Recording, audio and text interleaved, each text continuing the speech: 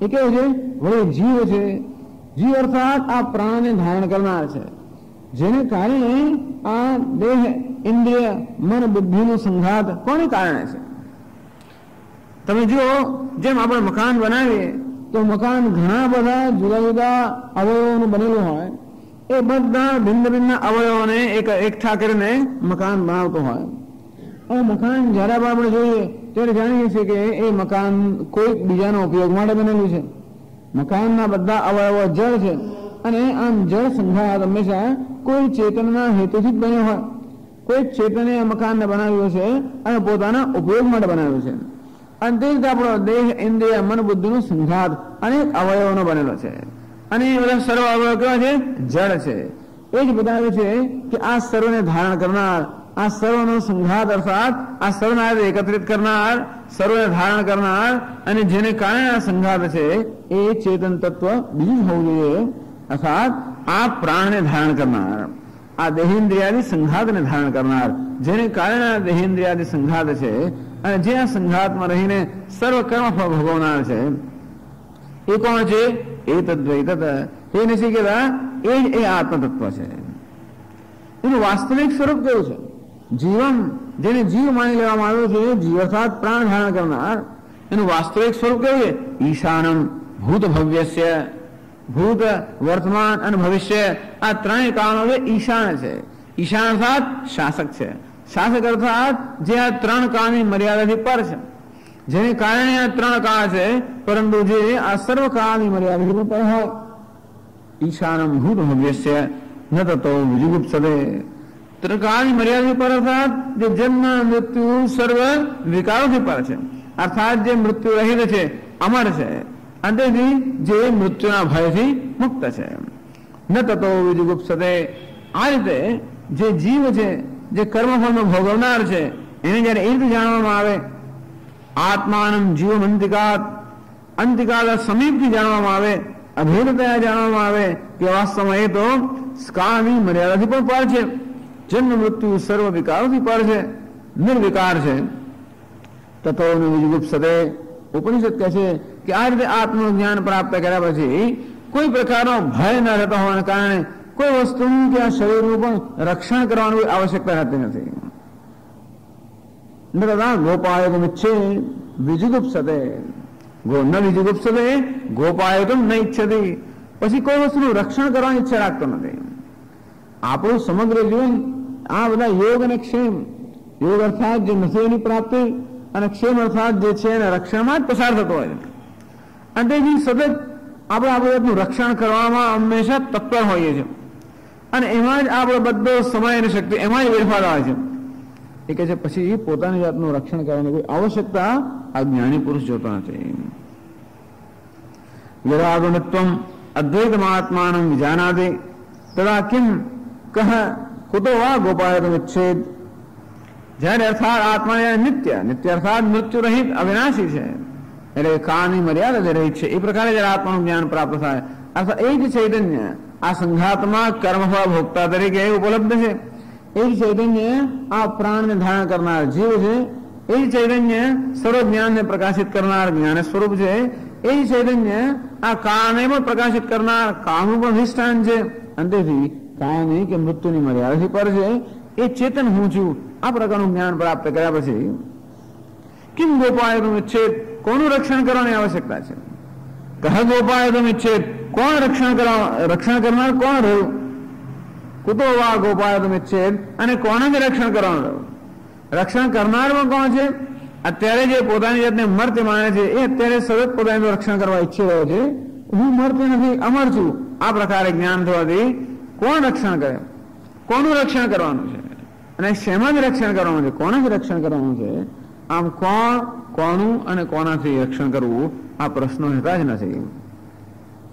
ન ગોપાયતમ ઈચ્છેદ, આ રીતે એ સર્વ ભયથી મુક્ત થઈ જાય છે. છઠ્ઠા મંત્રમાં કહે છે યહ પૂર્વમ તપસો જાતમ અદ્ય પૂર્વમ અજાયત ગુહામ પ્રવિશ્ય તિષ્ઠંતમ યો ભૂતોભિ વ્યવસ્યત એતદ્વૈતત. બોલે હે નચિકેતા, આ જ એ તત્વ છે જે સર્વનો આત્મા છે. यह प्रत्येगात्मा ईश्वर भाव निर्दिष्ट है. આગળના મંત્રમાં કહેવામાં આવ્યું કે પ્રત્યેગાત્મા કોણ છે? ઈશ્વર છે. ભૂત ભવ્ય અને વર્તમાન સર્વ ઈશ્વર આત્મા છે. એ જ ખરેખર કોણ છે? સર્વાત્મા. એટલે એ સર્વનો આત્મા છે. અર્થાત હું આત્મા સર્વનો આત્મા છું. એ કેવી રીતે? તો આ છઠ્ઠા મંત્રમાં કહે છે યહ પૂર્વમ તપસો જાતમ અદ્ય પૂર્વમ અજાયત. જે સૌથી પ્રથમ જન્મ જેનો થયો તપસ. તપસ અર્થાત પરમાત્મા જ્ઞાન લક્ષણ પરમાત્માની સર્વપ્રથમ જેનો જન્મ થયો. તો સર્જનની પ્રક્રિયાનું જ્ઞાન છે એ જાણે છે આપણે કે સૌથી પ્રથમ જન્મ કોણ થાય? હિરણ્યગર્ભનો. ક્યાંય જન્મ ન હોય એ અવસ્થાને કહીએ અવ્યક્ત અવસ્થા. અને સર્વપ્રથમ કોનો જન્મ થાય? હિરણ્યગર્ભ. હિરણ્યગર્ભ અર્થાત સમષ્ટિ સૂક્ષ્મ શરીર. ટૂંકમાં હંમેશા જન્મ પહેલા સૂક્ષ્મ થાય અને પછી સ્થૂળ નો થાય. આપણે પણ સુષુપ્તિમાં જયારે હોઈએ ત્યારે અવ્યક્ત અવસ્થામાં હોઈએ. સુષુપ્તિમાંથી પછી આપણું મન સ્વપ્ન અવસ્થામાં આવે. અર્થાત આપણું સૂક્ષ્મ શરીર છે એ જાગ્રત થાય. અને ત્યાર પછી આપણે જાગ્રત અવસ્થામાં આવીએ, આપણું સ્થૂળ શરીર છે એ જાગ્રત થાય. એટલે આ પ્રકારની પ્રક્રિયા છે. અવ્યક્તમાંથી સૂક્ષ્મ, સૂક્ષ્મમાંથી સ્થૂળ. અને સૌ પ્રથમ કોનો જન્મ થયો? સમષ્ટિ સૂક્ષ્મ શરીર, જેને હિરણ્યગર્ભ કહેવામાં આવે છે. અને શેમાંથી હિરણ્યગર્ભનો જન્મ થયો? પરમાત્મામાંથી. પરમાત્માનું કયું સ્વરૂપ છે? તપ અર્થાત જ્ઞાન સ્વરૂપ પરમાત્મા. યહ પૂર્વમ તપસ જાતમ. જે હિરણ્યગર્ભનો સર્વથી પ્રથમ આ તપસ અર્થાત જ્ઞાન સ્વરૂપ પરમાત્માથી જન્મ થયો. જન્મ થયો અર્થાત જાગૃત થયા. એ પરમાત્મા જાગૃત થાય ત્યારે એને હિરણ્યગર્ભ કહેવામાં આવે. અને એ પછી આ સ્થૂળ શરીર ધારણ કરે એને વિરાટ કહેવામાં આવે. એ પછી આ બધા નામ રૂપ ધારણ કરે એને જીવ કહેવામાં આવે. એક જ પરમાત્માના જેવા નામ છે. તો જે બધા નામ રૂપાત્મક પદાર્થો છે અને જે આ બધા જીવો છે વાસ્તવમાં એ સર્વ જીવમાં એક જ પરમાત્મા સર્વ જીવનો આત્મા છે એ બતાવવાનો પ્રયત્ન છે. અદ્ય પૂર્વમ અજાયત. અપ એટલે કે જળ.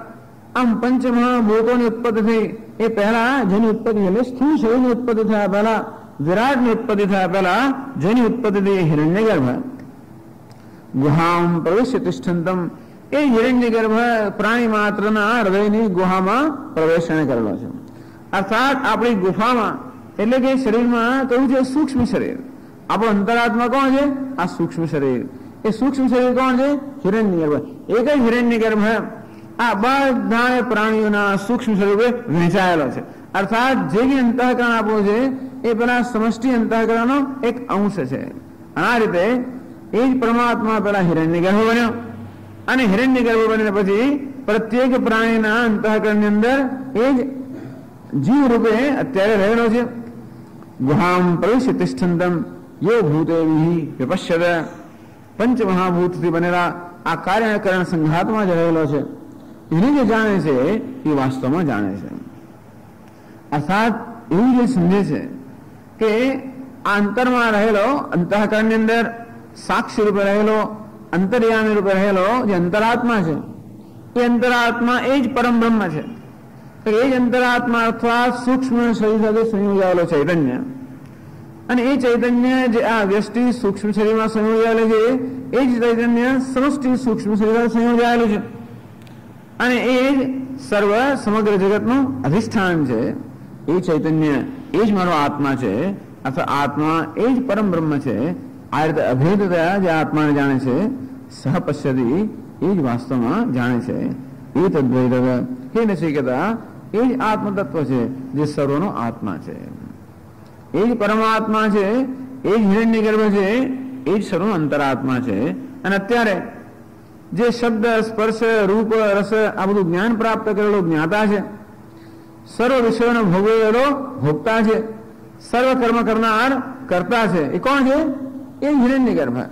એ જ પરમાત્મા એ જ પરમ બ્રહ્મ. અર્થાત પરમ બ્રહ્મ જ આ પ્રાણી માત્રમાં પ્રવેશ કરે છે. ગુફામાં જેમ પ્રવેશ કરીએ તેમ હૃદયની ગુફામાં એને જ પ્રવેશ કરે છે. અને અત્યારે એ જ કરતા ભોગતા જ્ઞાતા એ રીતે મનતા એ જ અત્યારે સર્વ ઉપાધિમાં એ રીતે ઉપલબ્ધ છે.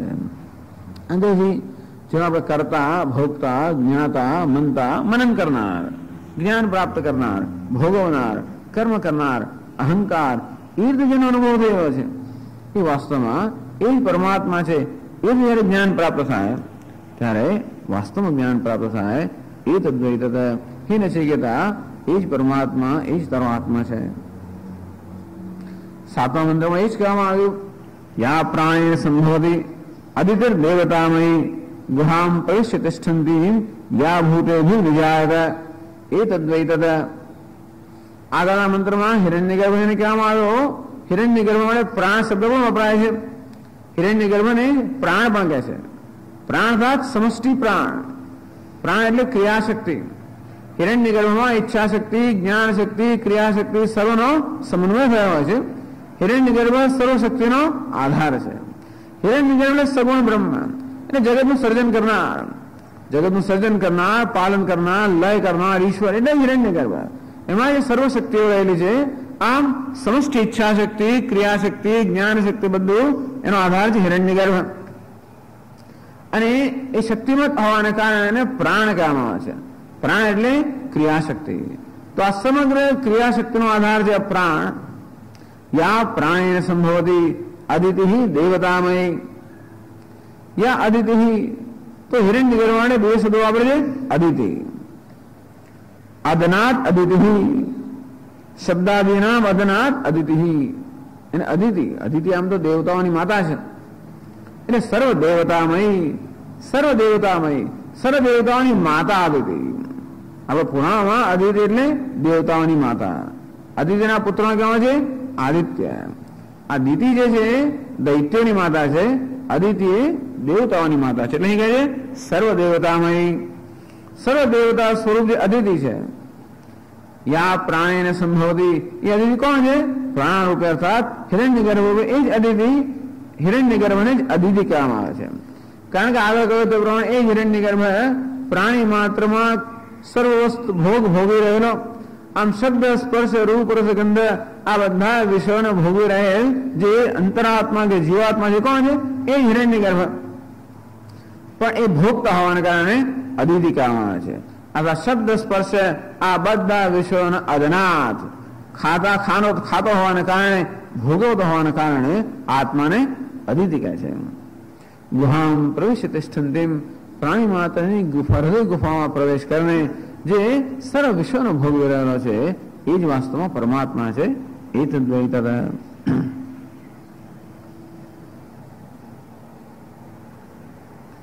8મા મંત્રમાં કહે છે, ચલો 8મો મંત્ર વાંચું છું, તમે બધા રિપીટ કરો.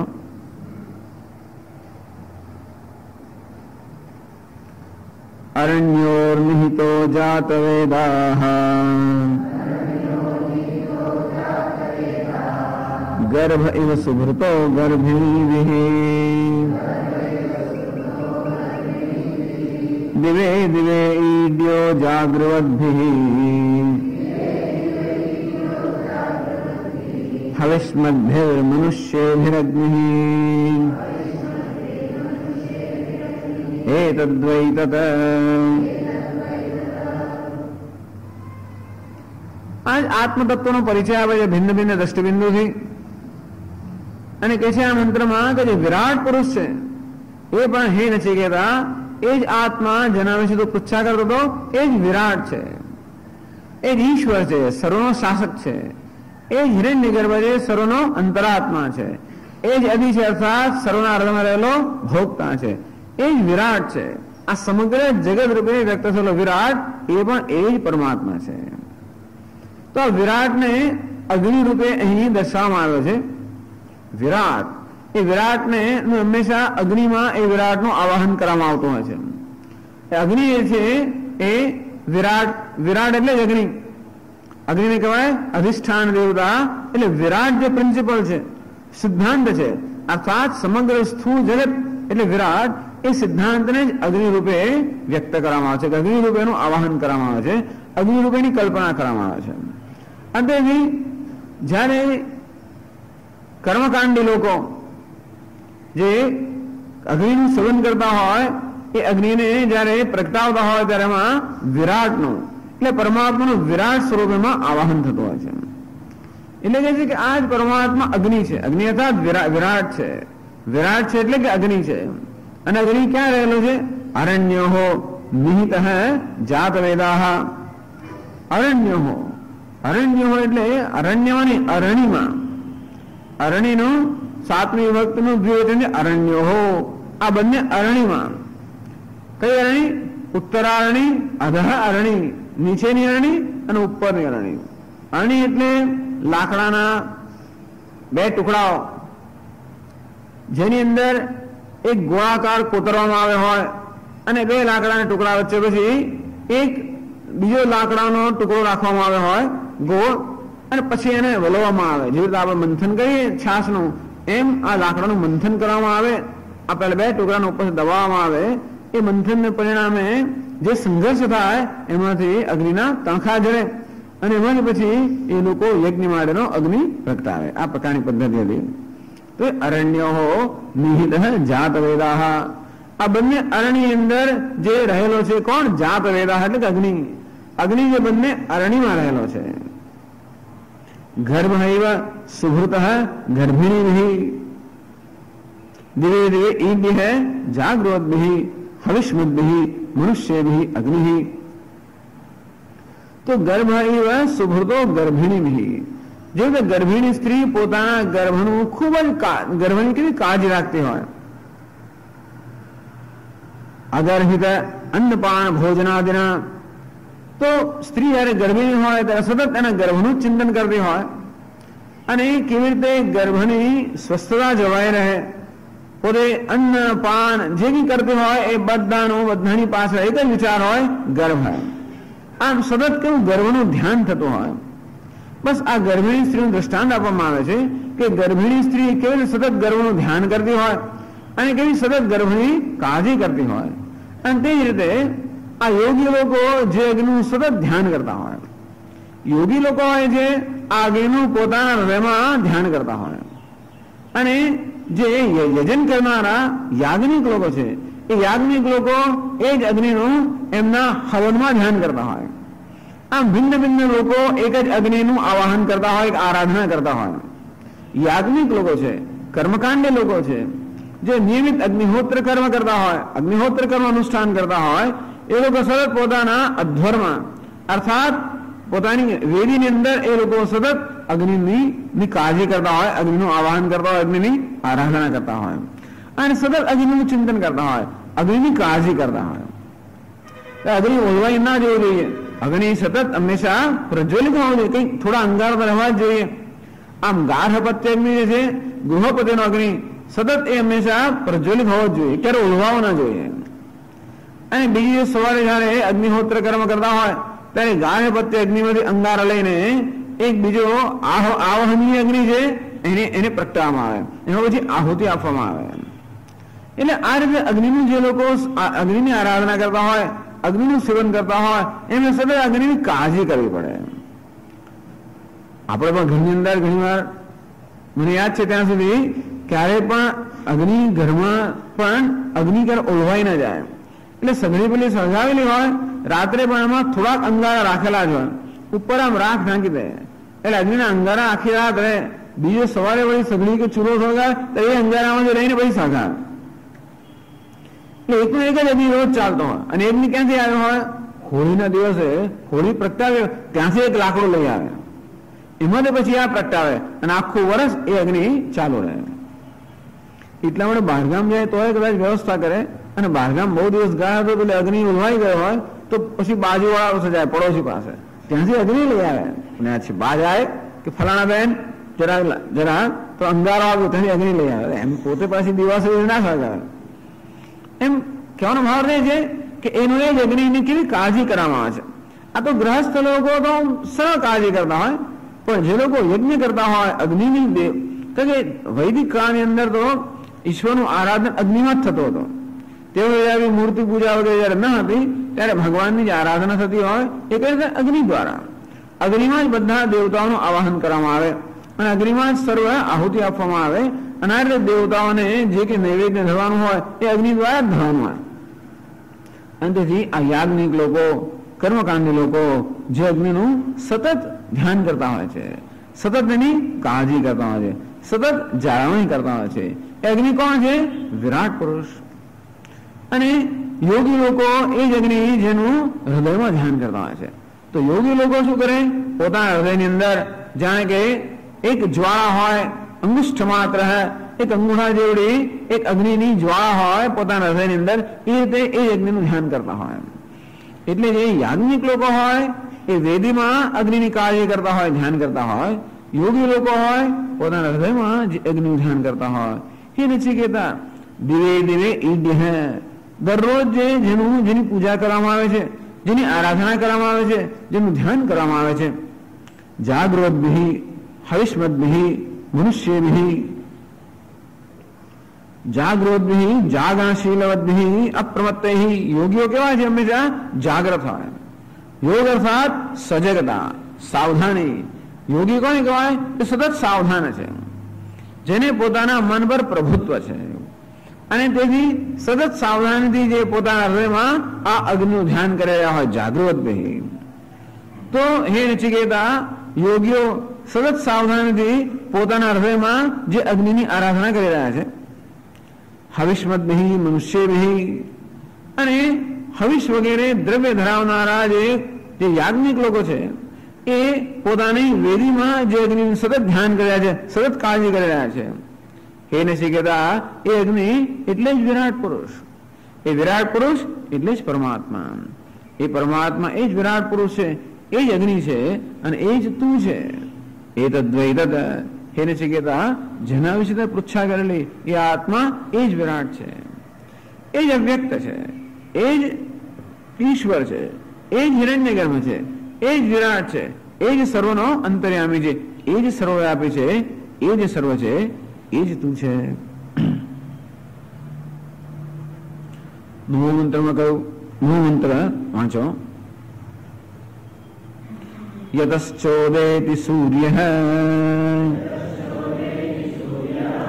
અસ્તં યત્ર ચ ગચ્છતિ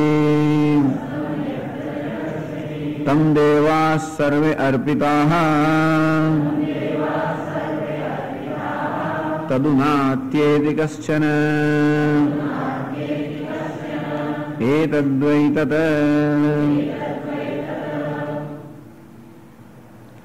યતઃ ચ ઉદયતિ સૂર્યઃ, યતઃ જેમાંથી સૂર્યનો ઉદય થાય છે, અસ્તમ યત્ર ચ ગચ્છતિ, અને જેમાં વળી પાછા સૂર્યનો અસ્ત થાય છે. શેમાંથી સૂર્યનો ઉદય થાય છે, શેમાંથી અસ્ત થાય છે? યસ્માત પ્રાણાત. તો સૂર્યનો ઉદય પ્રાણમાંથી થાય છે. બે રીતે ઉદય ગણવામાં આવે છે, આધ્યાત્મિક દ્રષ્ટિએ અને આધિદૈવિક દ્રષ્ટિએ. તો સૂર્ય એટલે બધા દેવતાઓનો ઉદય જેમાંથી થાય છે, દેવતાઓનો અસ્ત પણ જેમાં થાય છે. એ કોણ છે? એ જ પરમાત્મા હિરણ્યગર્ભ. આમ તો સૂર્ય રાત્રે ક્યાં જતો રહે છે? ક્યાંક જતો રહેતો હોય છે. સૂર્યનો અસ્ત ક્યાં થતો હોય છે? વાયુમાં, પ્રાણમાં, હિરણ્યગર્ભમાં, પરમાત્મામાં. અને સવાર વાળી પાછળ ઉદય ક્યાં થાય છે? વાયુમાંથી, પ્રાણમાંથી, હિરણ્યગર્ભમાંથી. તેવી રીતે આધ્યાત્મિક સ્તરે આપણે જયારે સુષુપ્તિમાં હોઈએ ત્યારે બધા દેવતાઓ ક્યાં જતા રહે છે? આપણા વ્યક્તિત્વમાં પણ ઘણા બધા દેવતાઓ છે. વાણીમાં અગ્નિ દેવતા છે, ચક્ષુમાં સૂર્ય દેવતા છે, કાનમાં દિગ્ દેવતા છે. આ બધા દેવતાઓ રાત્રે ક્યાં અસ્ત થઈ જાય છે? સુષુપ્તિમાં કે ગાઢ નિદ્રામાં આ બધા દેવતાઓ અસ્ત થઈ જાય છે. શેમાં અસ્ત થઈ જાય છે? આપણે ગાઢ નિદ્રામાં હોઈએ ત્યારે પણ એક દેવતા હંમેશા જાગ્રત હોય છે. કોણ જાગ્રત હોય છે? પ્રાણ. એ હંમેશા જાગ્રત હોય, કારણ કે એ શરીરનું રક્ષણ કરતા હોય છે. આ એક જ દેવતા જાગ્રત હોય છે, અને બીજા બધા દેવતાઓ ક્યાં થઈ ગયા? લીન થઈ ગયા હોય, સમાઈ ગયા હોય. શેમાં સમાઈ ગયા? આ પ્રાણમાં. અર્થાત અગ્નિ દેવતા એટલે વાણીના દેવતા, સૂર્ય દેવતા એટલે ચક્ષુના દેવતા, આ બધા દેવતાઓ સુષુપ્તિમાં ક્યાં અસ્ત થઈ જાય છે? પ્રાણમાં. અને આપણે જાગૃત થઈએ ત્યારે બધા દેવતા વળી પાછા એનો ઉદય થતો હોય, એ ઉદય શેમાં થાય છે? પ્રાણમાંથી. એટલે આધ્યાત્મિક સ્તરે આ પ્રાણ હિરણ્યગર્ભ. તો જે પ્રાણમાં કે હિરણ્યગર્ભમાં સર્વ દેવતાઓ અસ્ત થઈ જાય છે, જે પ્રાણ કે હિરણ્યગર્ભમાંથી સર્વ દેવતાઓનો ઉદય થાય છે. અને તે રીતે આકાશમાં દેવતાઓ છે, અગ્નિ દેવતા, વાયુ દેવતા, બધા દેવતાઓ જે છે એનો અસ્ત ક્યાં થઈ જાય છે? એ હિરણ્યગર્ભમાં પ્રલય વખતે. અને એનો ઉદય ક્યાં જાય છે? એ હિરણ્યગર્ભમાંથી. એ હિરણ્યગર્ભ કોણ છે? એ પરમાત્મા છે. યતશ્ચ ઉદયતિ સૂર્ય અસ્તમ યત્ર ચ ગચ્છતિ, જે પરમાત્માથી સૂર્ય વગેરે સર્વ દેવતાનો ઉદય થાય છે અને જેમાં સૂર્યનો અસ્ત થાય છે. તમ દેવાહ સર્વે અર્પિતાહ, આ બધા દેવતાઓમાં અર્પિત થયેલા છે, સમર્પિત થયેલા છે, અર્થાત આ બધા દેવતાઓમાં જોડાયેલા છે. અરાહા એવ રથનાભવ, જેમ રથની નાભી હોય એમાં પેલા આરાઓ બધા જોડાયેલા હોય, તો રથની નાભી એ બધા આરાઓનો આધાર છે, સર્વે આધાર આપનાર છે. અંતે રીતે આ બધા દેવતાઓ, સૂર્ય, ચંદ્ર, અગ્નિ, આ બધા જ દેવતાઓ છે એ સર્વ દેવતાઓ શેમાં જોડાયેલા છે? એ સર્વનો કોણ એકમાત્ર આધાર છે? જેમ પેલી નાભી બધા આરાઓને આધાર આપતી હોય, બધાને ગતિ પ્રદાન કરતી હોય, તો આરાઓને ચક્ર ચાલતું હોય એને ચલાવનાર કોણ? તો કે નાભી. આમ એને આધાર આપનાર પણ નાભી અને એને ગતિ પ્રદાન કરનાર પણ નાભી. સત્તા અને સ્ફૂર્તિ બંને શોથી પ્રાપ્ત થાય છે? નાભીમાંથી. અંતે બધા દેવતાઓ, સૂર્ય, ચંદ્ર, વાયુ, આ સર્વશક્તિમાન દેવતાઓ એ સર્વ ક્યાંથી પોતાની ક્રિયાશક્તિ પ્રાપ્ત કરે છે, ક્યાંથી પોતાનું અસ્તિત્વ પ્રાપ્ત કરે છે? જે પરમાત્મામાંથી સર્વ સત્તા અને સ્ફૂર્તિ પ્રાપ્ત કરે છે, જેના તેજથી એ સર્વ પ્રકાશિત છે, જેની શક્તિથી એ સર્વ શક્તિમાન છે, જેના અસ્તિત્વથી એ સર્વ અસ્તિત્વ ધરાવે છે. આમ સર્વ દેવતાઓનો ઉદય જેમાંથી થાય છે અને સર્વ દેવતાઓનો અસ્ત જેમાં થાય છે. તદુ અત્યેતિ કશ્ચન, તદુ અત્યેતિ ન કશ્ચન, કોઈ પણ અતિક્રમણ કરી શકતો નથી. અર્થાત કોઈ પણ એક દેવતા કે પરમાત્માથી ક્યારે પણ ભિન્ન થઈ શકતો નથી. જેવી રીતે અલંકાર ક્યારે પણ સુવર્ણનું અતિક્રમણ ન કરી શકે, કે બધા તરંગો જળનું અતિક્રમણ જેમ ન કરી શકે, કારણ કે જળ સૂર્યનો આત્મા છે. કહે છે અહીંયા આ બધા દેવતાનો આત્મા કોણ છે? એ જ પરમાત્મા. યદાદિત્યગતમ તેજ જગત ભાસયદેખિલમ યચ્ચંદ્રમસી યચ્ચાગ્નૌ તત્તેજો વિદ્ધિમામકમ. આમ સૂર્યમાં, ચંદ્રમાં, અગ્નિમાં, હે અર્જુન, જે કંઈ તેજ છે એ મારું જ તેજ છે. અર્થાત હું જ સૂર્ય, ચંદ્ર, અગ્નિરૂપે પ્રકાશ એને સમગ્ર જગતને પ્રકાશમાન કરું છું. અંતેથી તે જ રીતે આ બધા દેવતાઓનો આત્મા કોણ છે? એ જ પરમાત્મા. એ તદ્વૈતત તદુ નાત્યેતિ કશ્ચન, એવું કોઈ પણ નથી જે એનાથી દૂર જઈ શકે, એને ટાળી શકે. અર્થાત કોઈ પણ આ પરમાત્માને ટાળી ન શકે, કોઈ પણ આ પરમાત્માનો બાદ ન કરી શકે, કોઈ પણ એને એનાથી દૂર ન જઈ શકે. જેમ અલંકાર સુવર્ણને ટાળી ન શકે, તરંગ જળને ન ટાળી શકે, તેમ કોઈ પણ પરમાત્માને ન ટાળી શકે, કારણ કે એ જ સર્વનો આત્મા છે. કોઈ દૂર ન ભાગી જઈ શકે. ગમે તેટલા દૂર ભાગી જતો પણ કે એનાથી દૂર ભાગીને જવાય જ નહીં, કારણ કે એ જ સર્વનો આત્મા છે. તદુ નાત્યેતિ કશ્ચન એ તદ્વૈતત, હે નચિકેતા, એ જ આ તત્વ છે જેના વિશે તે પૃચ્છા કરેલી. અને છેલ્લે 10મો મંત્ર, જે મંત્ર છેલ્લે કરેલો, આ 10મા મંત્રમાં પણ જીવ અને બ્રહ્મનું ઐક્ય સીધે સીધું દર્શાવે છે. કારણ કે કોઈને એમ લાગે કે પ્રાણી માત્રમાં જુદા જુદા આત્મા છે, એ દરેક આત્મા મર્યાદિત છે, એ પ્રત્યેક આત્મા જીવ છે, સંસારી છે, એવો સામાન્ય ભ્રમ બધાના હોય. તો એ ભ્રમમાંથી મુક્ત કરવા કહે છે કે નહીં, જેને જીવ કે સંસારી માનવામાં આવે છે એ વાસ્તવમાં પરમ બ્રહ્મ છે, પરમાત્મા છે. કે છે 10મા મંત્રમાં, યદેવેહ તદમુત્ર યદમુત્ર તદન્વિહ મૃત્યો સમૃત્યમાપ્નોતિ યહ નાનેવ પશ્યતે. યદેવૈહ તદ અમુત્ર, અમુત્ર એટલે ત્યાં, જે અહીં છે તે જ ત્યાં છે. યદમુત્ર તદ અન્વિહ, જે ત્યાં છે તે જ અહીં છે. કે યદેવ ઇહ, ઇહ એટલે અહીં છે. અહીં એટલે ક્યાં? કાર્ય કારણ ઉપાધિ સમન્વિતમ સંસાર ધનવત અવભાસમાનમ. આ દેહ ઇન્દ્રિયના સંઘાતમાં જે રહેલું છે, આ કાર્યકારણ ઉપાધિમાં જે અભિવ્યક્ત થયેલું છે, અને હંમેશા જે સંસારી કે જીવ એ પ્રકારે જેના વિશે ખ્યાલ સેવામાં આવે છે. અજ્ઞાની પુરુષો કે અવિવેકી મનુષ્યો જેને જીવ માને છે, સંસારી માને છે, કારણ કે એ ચૈતન્યને આ ઉપાધિ કાર્યકારણ સંઘાત પૂરતો મર્યાદિત માનવામાં આવે છે. અંતે જેને સંસારી કે જીવ માનવામાં આવે છે, એવો જે અહીં છે આ જીવ તદ અમુત્ર, એ જ ત્યાં છે. ત્યાં એટલે ક્યાં? ત્યાં એટલે સ્વાત્મસ્થમ નિત્ય વિજ્ઞાન ઘન સ્વભાવમ સર્વ સંસાર ધનવર્જિતમ બ્રહ્મ. બીજા ત્યાં એટલે કે ઈશ્વર, અહીં એટલે કે જીવ, અને ત્યાં એટલે કે ઈશ્વર. જીવને અહીં કહેવામાં આવે છે કારણ કે આપણા પ્રત્યક્ષ જ્ઞાનનો અનુભવ છે, વિષય છે. જીવ અર્થાત આત્મા આપણા પ્રત્યક્ષ અપરોક્ષ જ્ઞાનનો વિષય હોવાને કારણે અહીં કહેવાય. ઈશ્વર જે છે આપણા પ્રત્યક્ષ જ્ઞાનનો વિષય નથી. ઈશ્વર છે આપણે એમ માનીએ છીએ એ પરોક્ષ જ્ઞાનનો વિષય છે. આપણે ક્યાં ઈશ્વરમાં આપણે શું કહીએ? ત્યાં. જયારે જયારે પણ ભગવાનનો નિર્દેશ કરવાનો આપણે શું કહીએ? ત્યાં. ક્યાંક બીજે. જયારે આત્માનો નિર્દેશ કરવાનો હોય અહીં, ઈશ્વરનો નિર્દેશ કરવાનો હોય ત્યાં. તો અહીં અને ત્યાં જે આપણી સામાન્ય માન્યતાઓ છે એના સંદર્ભમાં કહેવામાં આવે છે. અહીં અર્થાત આ એક વ્યષ્ટિ ઉપાધિમાં મર્યાદિત, ત્યાં અર્થાત જે સર્વજ્ઞ છે, સર્વશક્તિમાન છે, સમષ્ટિ ઉપાધિમાં પથરાયેલો છે એ ઈશ્વર ત્યાં. કે હવે ત્યાં ગઈએ એટલા માટે કે અત્યારે આપણે માનીએ છીએ કે ઈશ્વરને તો હું જાણતો નથી, ઈશ્વર મારા પ્રત્યક્ષ જ્ઞાનનો વિષય નથી. ઈશ્વર છે ખરો પણ અત્યારે મારા જ્ઞાનનો વિષય નથી. પણ ઈશ્વર માટે આપણે હંમેશા ત્યાં એ જાતના સર્વનામનો પ્રયોગ કરતા હોઈએ. પણ ઈશ્વર વિજયનો શું ખ્યાલ છે? ઈશ્વર સર્વજ્ઞ, સર્વશક્તિમાન, સર્વવ્યાપી, અર્થાત સમષ્ટિ ઉપાધિ સાથે સંયોજાયેલો. આ વ્યષ્ટિ તે વ્યક્તિગત ઉપાધિ સાથે સંયોજાયેલો ચૈતન્ય અર્થાત જીવ, અને સમષ્ટિ ઉપાધિ સાથે સંયોજાયેલો ચૈતન્ય અર્થાત ઈશ્વર. તો અહીં કહે છે, પ્રશ્ન એ થયો કે જીવ અને ઈશ્વર એક છે એમ કહી જ કેમ શકાય? જીવ અને ઈશ્વર બંને પરસ્પર વિરુદ્ધ ધર્મ ધરાવે છે. આ જીવ વિચારો દીનહીન, સર્વ અલ્પ અને મર્યાદિત છે. જન્મ મૃત્યુ સર્વ પ્રક્રિયાઓને અધીન અને જગતના સર્વ નિયમોને અધીન આવો નિયંત્રિત અને દીન જીવ છે. એ ક્યાં? અને ક્યાં ઈશ્વર જે ઈશાન ભૂત ભવ્ય છે, આ ભૂત વર્તમાન ભવિષ્ય સર્વનો જે શાસક છે એ ઈશ્વર ક્યાં? અને સર્વથી જે શાસિત છે એ જીવ ક્યાં? અર્થાત બંને એક હોઈ શકે એમ બને જ કેવી રીતે?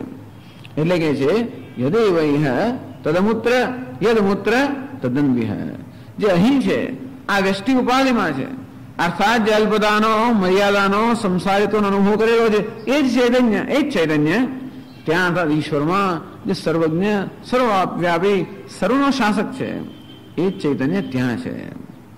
તેથી જરૂર જીવ અને ઈશ્વરનો ભેદ છે, ઘણો ભેદ છે. કયા સ્તર પર ભેદ છે? ઉપાધિના સ્તર પર ભેદ છે.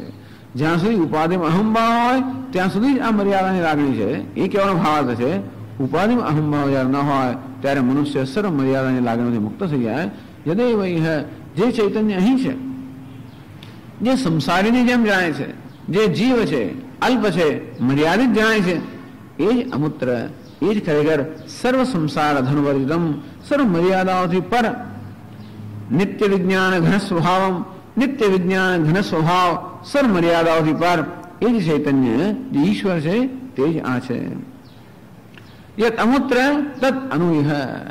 અને જે ચૈતન્ય સર્વવ્યાપી ચૈતન્ય જે ઈશ્વર છે એ જ અનુયહ, એ જ ખરેખર આ ઉપાધિની અંદર અહંભાવને કારણે એ જ જાણે કે ઉપાધિના ધર્મથી મર્યાદિત થયું એમ જાણે છે.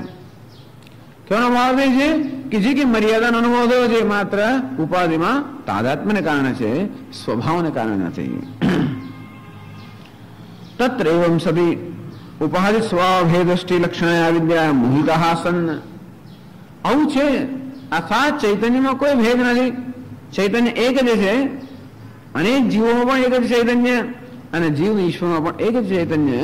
આમ ચૈતન્યમાં કોઈ પ્રકારની મર્યાદા ન હોવા છતાં પણ સર્વ સંસાર ધર્મ સર્વ મર્યાદાઓથી રહિત હોવા છતાં પણ માત્ર ઉપાધિને સત્યતા આપીને ઉપાધિની સર્વ મર્યાદાઓ ચૈતન્યની મર્યાદાઓ છે એ પ્રકારનો ભ્રમ જે સેવે છે. ઉપાધિ સ્વભાવ ભેદ દૃષ્ટિ લક્ષણ અવિદ્યા મોહિતા સન્ન. પણ આ કેવી અવિદ્યા જ્ઞાન કેવું છે? કેવું મનુષ્યને મોહિત કરી રહે છે, પ્રાણી માત્રને મોહિત કરે છે કે દેહ જ અહમ છે અર્થાત દેહ આત્મા છે એ પ્રકારનો ભ્રમ ઉત્પન્ન કરે છે. અને તેથી દેહની અંદર ઉપાધિમાં જે ભેદ રહેલા છે એને જે આત્મા જે ચૈતન્યના ભેદ માને છે અને ઉપાધિની જે મર્યાદાઓ છે જેને ચૈતન્યની મર્યાદા માને છે, આ પ્રકારની ભેદ દ્રષ્ટિ ધરાવે છે. આ પ્રકારે ભેદને સત્યતા આપે છે. મૃત્યો સ મૃત્યુમાપ્નોતિ યૈહ નાના એવ પશ્યતિ. યૈહ નાના, આ પરમાત્માને જે અનેક માને છે, ભિન્ન માને છે, એ મૃત્યો સ મૃત્યુમાપ્નોતિ, એ મૃત્યુમાંથી મૃત્યુને પ્રાપ્ત કરે છે. બ્રહ્મણી અનાના ભૂતે પરસ્માત અન્યોહમ મત અન્યત પરમ. અર્થાત આ પ્રકારના ભ્રમમાં જે નિષ્ઠ છે કે પરમાત્મા કરતા હું ભિન્ન છું, એ પરમાત્મા મારા કરતા ભિન્ન છે, એવો અનુભવનો વિષય તો છે જ. તમે કહેશો આવું તો હોય જ ને, કારણ કે એ આપણા અનુભવનો વિષય છે. સાચી વાત છે, દરેકના અનુભવનો વિષય છે કે હું તો અલ્પ છું, મર્યાદિત છું, પરમાત્મા કરતા ભિન્ન છું. પરમાત્મા વિશેનો આપણો ખ્યાલ એ જ છે, એ જ સર્વજ્ઞ છે, સર્વશક્તિમાન, સર્વ સર્જન કરનાર, પાલન કરનાર, લય કરનાર, અને તેથી અમર્યાદિત છે. અને હું જેનું સર્જન થયેલું છે, પાલન થઈ રહ્યું છે, લય થઈ રહ્યો છે, સર્વ મર્યાદિત છે, એવો જીવ હું મર્યાદિત છું. આપણા અનુભવનો વિષય છે, અથવા અનુભવનો વિષય તો નથી, પરંતુ એ પ્રકારનો ખ્યાલ કે ભ્રમ આપણામાં દ્રઢ થઈ ગયેલો છે. ઉપાધિ અંદર અહમભાવ હોવાને કારણે આ પ્રકારના ભ્રમમાં પ્રત્યેક મનુષ્ય દ્રઢ છે. એ ભ્રમના સંદર્ભમાં જ કહેવામાં આવે છે. મૃત્યુ હોશ મૃત્યુમાં આપનોતિ. આ જીવ એક મૃત્યુમાંથી બીજા મૃત્યુમાં, અર્થાત પુનઃ પુનઃ જન્મ મરણ ભાવમ આપનોતિ, વારંવાર જન્મ અને મૃત્યુના ભાવને પ્રાપ્ત થાય છે.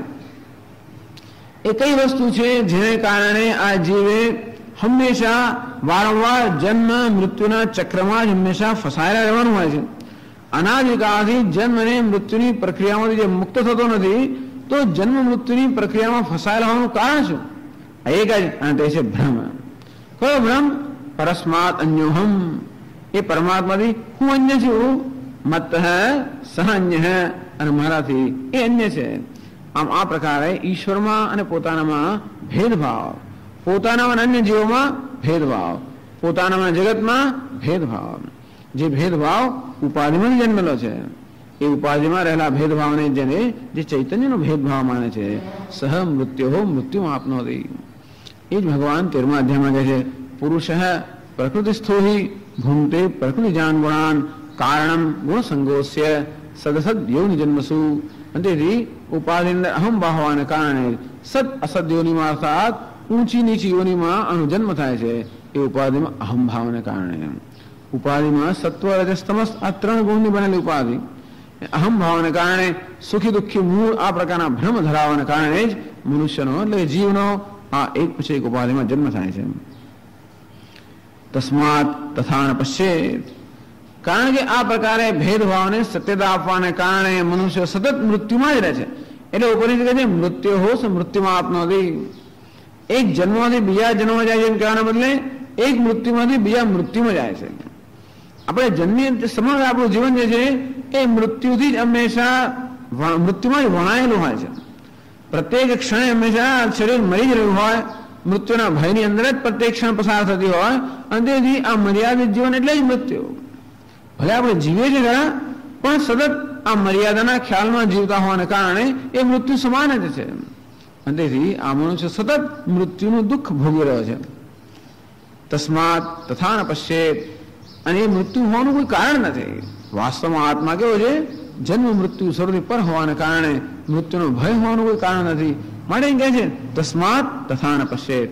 હે નચિકેતા, ક્યારે મનુષ્ય આ પ્રકારની માન્યતા ન રાખવી જોઈએ. અર્થાત ભલે આપણે એવો અનુભવ થતો હોય કે હું મરતે છું, કે હું મર્યાદિત છું, અલ્પ છું, છતાં પણ એ માન્યતાને ક્યારે સત્યતા ના આપવી જોઈએ. અર્થાત જાણવું જોઈએ કે આ સર્વ માન્યતા ભ્રમ છે. વાસ્તવિકતા તો એ છે કે હું ચૈતન્ય છું, સર્વ મર્યાદાઓથી પર છું, જન્મ મૃત્યુ સર્વ પ્રક્રિયાઓથી પર છું. અને તેથી ભલે આ પ્રકારનો ભ્રમ મનમાં વારંવાર આવતો હોય, છતાં પણ એની સત્યતા ના આપવી જોઈએ. તસ્માત તથા ન પશ્યેત. અને આ રીતે જ આપણે આપણા મનમાં રહેલી જે બધી વાસનાઓ છે, અને વાસના કહેવામાં આવે છે. વાસના એટલે કોઈ પ્રકારના વિચાર કે પ્રયત્ન વગર, જે કોઈ પ્રકારના પ્રયત્ન વગર જે વિચાર મનમાં આપોઆપ જેમને કહેવાય છે વાસના. એનું કારણ છે વાસના. અને તેથી આ જીવત્વની જે ભાવના છે એ સ્વાભાવિક છે, કોઈ પ્રકારના પ્રયત્ન વગરની છે. તો સ્વાભાવિક જે આપણે જીવત્વની કે અલ્પત્વની ભાવના રાખી રહ્યા છીએ, કેવી રીતે મુક્ત થવું? તો જ મુક્ત થઈ શકાય જ્યારે પ્રત્યેક ક્ષણે આપણે સત્ય છે એ સત્યને હંમેશા સ્થાપિત કરવાનો પ્રયત્ન કરી ત્યારે. તસ્માત તથા ન પશ્ચેત, ભલે આપણું મન સતત આ પ્રકારની ઘોષણા કરી રહ્યું હોય કે હું દુઃખી છું, અલ્પ છું, જીવ છું, છતાં પણ એ ભ્રમને સત્યતા ના આપવી જોઈએ. વિજ્ઞાન એક રસમ નૈરંતર્યેણ આકાશવત પરિપૂર્ણમ બ્રહ્મૈવ અહમસ્મિ ઇતિ પશ્યેત વાક્યાર્થ હૈ. વિજ્ઞાન એક રસમ, વાસ્તવમાં કોણ છું? વિજ્ઞાન એક રસ, નૈરંતર્ય આકાશવત પરિપૂર્ણ, આકાશ જેમ સર્વ મર્યાદાઓથી રહી રહી છે અમર્યાદિત પૂર્ણ વિજ્ઞાન એક રસ ચૈતન્ય હું છું. એ જ ચૈતન્ય, એ જ બ્રહ્મ છે. બ્રહ્મૈવ અહમસ્મિ ઇતિ પશ્યેત, અને એ બ્રહ્મ હું છું. આ રીતે સતત આત્મા વિશે દ્રષ્ટિ રાખવી જોઈએ. ભલે અનુભવનો વિષય ના હોય તો પણ. ખરેખર જોવા જઈએ તો આ જીવ પણ કોઈ અનુભવનો વિષય નથી.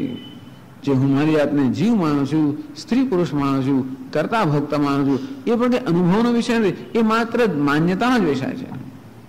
પણ જન્મથી આ પ્રકારની માન્યતા સેવતા આવ્યા હોવાને કારણે એ માન્યતા એવી સ્વાભાવિક બની ગઈ છે કે એના વિશે આપણે ફરી એનો ક્યારેય વિચાર કરવાનો પ્રસંગ શુદ્ધ નથી આવતો. મને ઉપનિષદ કહે છે કે આ પણ ભ્રમ છે, તેથી એ ભ્રમને સત્યતા આપવાની કોઈ આવશ્યકતા નથી. એ ભ્રમ ક્યાં ઉત્પન્ન થયો? આ દેહને આત્મા માની લેવાને કારણે. ખરેખર દેહ આત્મા છે એવું માનવાનું કોઈ કારણ આપણી પાસે નથી, કારણ કે આ દેહ તો દૃશ્ય છે અને જડ છે, અને હું દ્રષ્ટા છું, સાક્ષી છું, ચેતન છું.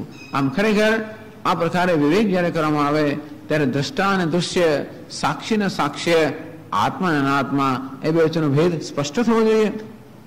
અને સતત મનને આ પ્રકારના વિવેકમાં પ્રવૃત્ત રાખવું જોઈએ. મનનો સ્વભાવ છે કે વળી પાછું ઉપાધિમાં અહંભાવ વારંવાર થઈ જાય, એનો સ્વભાવ છે.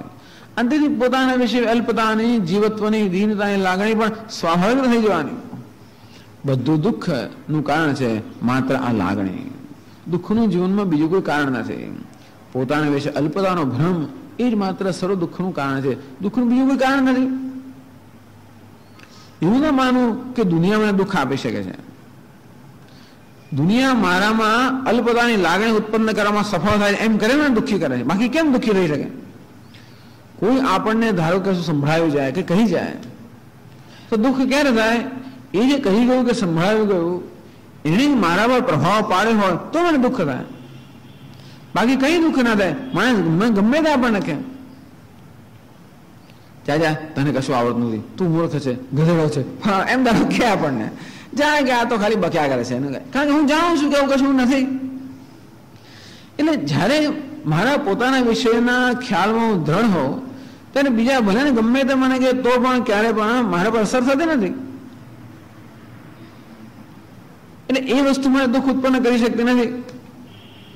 પરંતુ જ્યારે મારા પોતાના વિષયના ખ્યાલમાં હું દ્રઢ નથી હોતો ત્યારે લોકો હંમેશા મારામાં આ પ્રકારનો ખ્યાલ જન્મવા સફળ થાય છે કે તું મૂર્ખ છે, વાત સાચી છે. તું દુષ્ટ છે, વાત સાચી છે. તું પાપી છે, વાત સાચી. તું અપવિત્ર છે, વાત સાચી છે. કારણ કે એ પ્રકારની માન્યતા હું મારા પોતાના વિશે ધરાવું છું. અને જગત જ્યારે જ્યારે તો દાજા પર ધામ. દુનિયા શું કરે છે? દાજેલો તો છું જ. આમ સતત મારી જાતનો તિરસ્કાર તો કર્યા જ કરું છું, અને ઉપરથી લોકો ઢામ દે. અને એટલે એવી જે બળતરા થાય છે. આ બળતરા થવાનું કારણ ખરેખર દાજેલો હોવું તો બળતરા થયું છે, પણ દાજેલો છું એ પણ શું છે? માત્ર ભ્રમ છે. મૃત્યુ સમૃત્યુમાં આપનોતી યહ નાને એવ પશ્યતિ. બસ મૃત્યુ અર્થાત સર્વ દુઃખ. આ દુઃખનું એક જ કારણ છે યહ નાના એવ પશ્યતિ. નાના અર્થાત વિવિધતા. નાના નાના નાનું નહીં, નાના એટલે વિવિધ, એટલે કે ભેદભાવ કે દ્વૈત. જે ભેદભાવને સત્યતા આપે છે, દ્વૈતને સત્યતા આપે છે.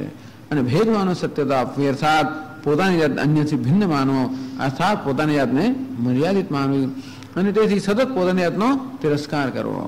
આમ સતત હૃદયની અંદર આત્મ તિરસ્કારનો એક પ્રવાહ સતત વહી રહ્યો છે.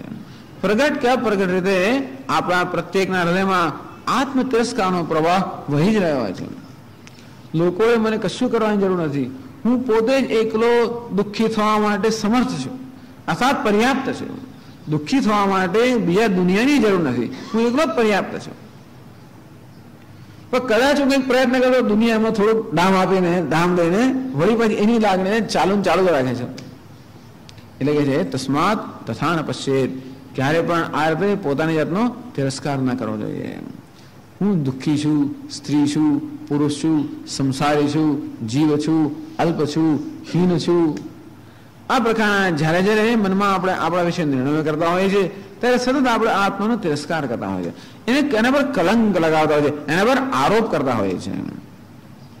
જે નિષ્કલંક મનુષ્ય હોય, પવિત્ર મનુષ્ય હોય કે શુદ્ધ હોય, એના પર જાત જાતના જેમ દોષારોપણ કરવામાં આવે તેવી રીતે આત્મા જે નિત્ય શુદ્ધ છે, નિત્ય મુક્ત છે, એના પર સતત આપણે આરોપ કરીએ છીએ, એને સતત કલંક લગાડીએ છીએ, સતત એની નિંદા કરીએ છીએ, સતત એનો તિરસ્કાર કરે છે, સતત એને ઈજા પહોંચાડીએ છીએ, એની હિંસા કરીએ છીએ. અને કહેવાય છે આત્મહિંસા. એટલે જ કે અસૂર્યાનામ તે લોકાહ અંધેન તમસાવૃતાઃ તામસ્તે પ્રેત્યામિ ગચ્છન્તિ એ કે છે આત્મહનો જનાઃ. આ સતત આત્માનો તિરસ્કાર કરનાર, આત્માની હિંસા કરનાર મનુષ્યો હંમેશા આસુરી લોકમાં જન્મતા હોય છે. એમાં આસુરી લોકમાં જન્મવાની જરૂર નથી. જે ક્ષણે આત્માની હિંસા થઈ રહી હોય એ ક્ષણે આપણે એ આસુરી લોકની વેદના જ ભોગવી રહ્યા હોઈએ છીએ. બી કઈ વેદના છે જન્મ? કદાચ શરીરની વેદના સમજી શકાય,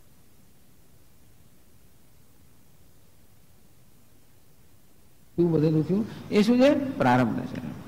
એમાં કે બહુ ફેરફાર ના કરી શકે. વૈદ જે કંઈ ફેરફાર કરી શકતા હોય કે ડોક્ટરો, એ બરાબર છે. એ વેદનામાંથી છૂટવાનો કોઈ ઉપાય નહીં. જન્મ્યા એટલે એ વેદના તો છે જ. વૃદ્ધાવસ્થાની વેદના, વ્યાધિની વેદના, મૃત્યુની વેદના એ તો છે જ. એને જેટલા જલ્દી સ્વીકારી શકે એટલું સારું, કે આ છે જ. એટલે વેદના જતી રહે, પણ સતત જે મનમાં બળાવો થયા કરે છે એમાંથી કદાચ આપણે થોડા છૂટીએ. પણ ખરી વેદના કઈ છે? એ માનસિક સ્તરની વેદના છે, લાગણીની વેદના છે. માનસિક સ્તરની વેદના એ ખરેખર આપણને જો કોઈ વસ્તુ સતાવી રહી હોય, મહાન સંતાપ ઉત્પન્ન કરતી હોય તો એ માનસિક વેદના છે. એની માટેનું કોઈ કારણ નથી. શરીરની વેદનાના બધા જ કારણો છે, પ્રારબ્ધ કારણ છે. અને જે આપણે જીવન જીવીએ છીએ, જે ખાઈએ છીએ, જે પીએ છીએ, જ્યાં જીવીએ છીએ, આ બધું શરીરની વેદનાનું કારણ છે. કારણ કે જે લોકો શરીરના જાણકાર છે તો કહે છે કે શરીરને કશું થવું જ ના જોઈએ. ભગવાને શરીર એવી રચના આપ્યું છે કે એને જો કાળજી લેવામાં આવે તો કશું થવું જ ના જોઈએ, વર્ષોના વર્ષ ચાલવું જ જોઈએ. એક મશીન હોય, યંત્ર હોય, એને સારી રીતે જો આપણે ઓઇલિંગ કરીને સારી રીતે વાપરીએ તો જેમ વર્ષોના વર્ષો ચાલ્યા કરે, તેમ શરીરને પણ જો યોગ્ય રીતે આપણે વાપર્યું હોત તો વર્ષોના વર્ષો ચાલતો. એટલે ટૂંકમાં શરીરનો પણ આપણે તિરસ્કાર કરેલો છે. એને કારણે અત્યારે શરીર પણ અનેક પ્રકારની મુશ્કેલીઓ દર્શાવી રહ્યું છે. એ જુદી વસ્તુ છે. પણ આત્માનો તિરસ્કાર પણ સતત આપણામાં આ પ્રકારે લાગણીની વેદનાઓ ઉત્પન્ન કરતો હોય છે. શું આત્માનો તિરસ્કાર? હું ભિન્ન છું, પરમાત્મા ભિન્ન છે. હું જડ છું, હું અલ્પ છું, હું દુઃખી છું, હું દીન છું, હું હીન છું. એટલે શંકરાચાર્ય છે કે તસ્માત તથા ન પશ્યેત. કારણ કે બસ આ પ્રકારનો અધ્યારોપ એ જ બધા દુઃખનું મૂળ હોવાને કારણે, એ જ બધા શોકનું મૂળ હોવાને કારણે હે નચિકેતા આ પ્રકારનો અધ્યારોપ ન કરવો જોઈએ. મન સ્વભાવથી અધ્યારોપ કરતો હોય એ મનને રોકવું જોઈએ. અર્થાત આપણે અંતર્મુખ હોવું જોઈએ. મનની આ સ્વાભાવિક વૃત્તિઓ છે સતત એનું નિરીક્ષણ થવું જોઈએ અને મનના સ્વભાવમાં પરિવર્તન થવું જોઈએ. આ મનનો સ્વભાવ થયો છે કચ કચ કર્યા જ કરે, કકળાટ કર્યા જ કરવી. દરેક વસ્તુમાં કકળાટ, કોઈ વસ્તુમાં સંતોષ નહીં. આ મનનો સ્વભાવ છે. અને દુનિયા વિશે કકળાટ કેમ કરે છે? કારણ કે પોતાની જાત વિશે સતત કકળાટ થતો હોય છે. અંતેથી પોતાની જાત વિશે કકળાટ, પોતાની જાત પર સતત અધ્યારોપ. તસ્માત તથા ન પશ્યેત. શંકરાચાર્ય કહે છે કે આ એક જે ટેવ પડી ગઈ છે એ પણ કદાચ આ જન્મની ટેવ નહીં હોય, એ જન્મની ટેવ હશે. એ આ મનના સ્વભાવમાં પરિવર્તન લાવવાની આવશ્યકતા છે. પહેલા દુનિયા વિશેના સ્વભાવમાં પરિવર્તન લાવતા પહેલા આપણા પોતાના જે દ્રષ્ટિ, આપણી પોતાની આપણા વિશેની દ્રષ્ટિ છે એમાં જ પરિવર્તન લાવવાની મહાન આવશ્યકતા છે. સતત આત્માનો તિરસ્કાર, સતત દીનતાની લાગણી, સતત ભયની લાગણી, અને વળી સતત અન્ય મારો, દુનિયા મારો તિરસ્કાર કરે છે. રિજેક્શન. હું મારો તિરસ્કાર કરું છું અને ઉપરથી માનું છું દુનિયા મારો તિરસ્કાર કરે છે. આમ દુનિયા મને ભેટે, દુનિયા મને પ્રેમ કરે, દુનિયા મારો સ્વીકાર કરે, એમ કરીને ભિખારી બની ગયા છે આપણે. શું ઈચ્છે છે? દુનિયા મને પ્રેમ કરે, મારો સ્વીકાર કરે, મને માન આપે, મને આમ કરે. એમ ભિખારી બનાવવાનું શું કારણ? કારણ કે આત્માને આપણે ભિખારી માનીએ છીએ. તસ્માત તથા ન પશ્યેત. આ રીતે ભલે આ માન્યતાઓ મનમાં જન્મ્યા કરે, ભલે આ પ્રકારની વૃત્તિઓ મનમાં સ્વભાવના કારણે જન્મ્યા કરે, પરંતુ એને સત્યતા ના આપવી જોઈએ.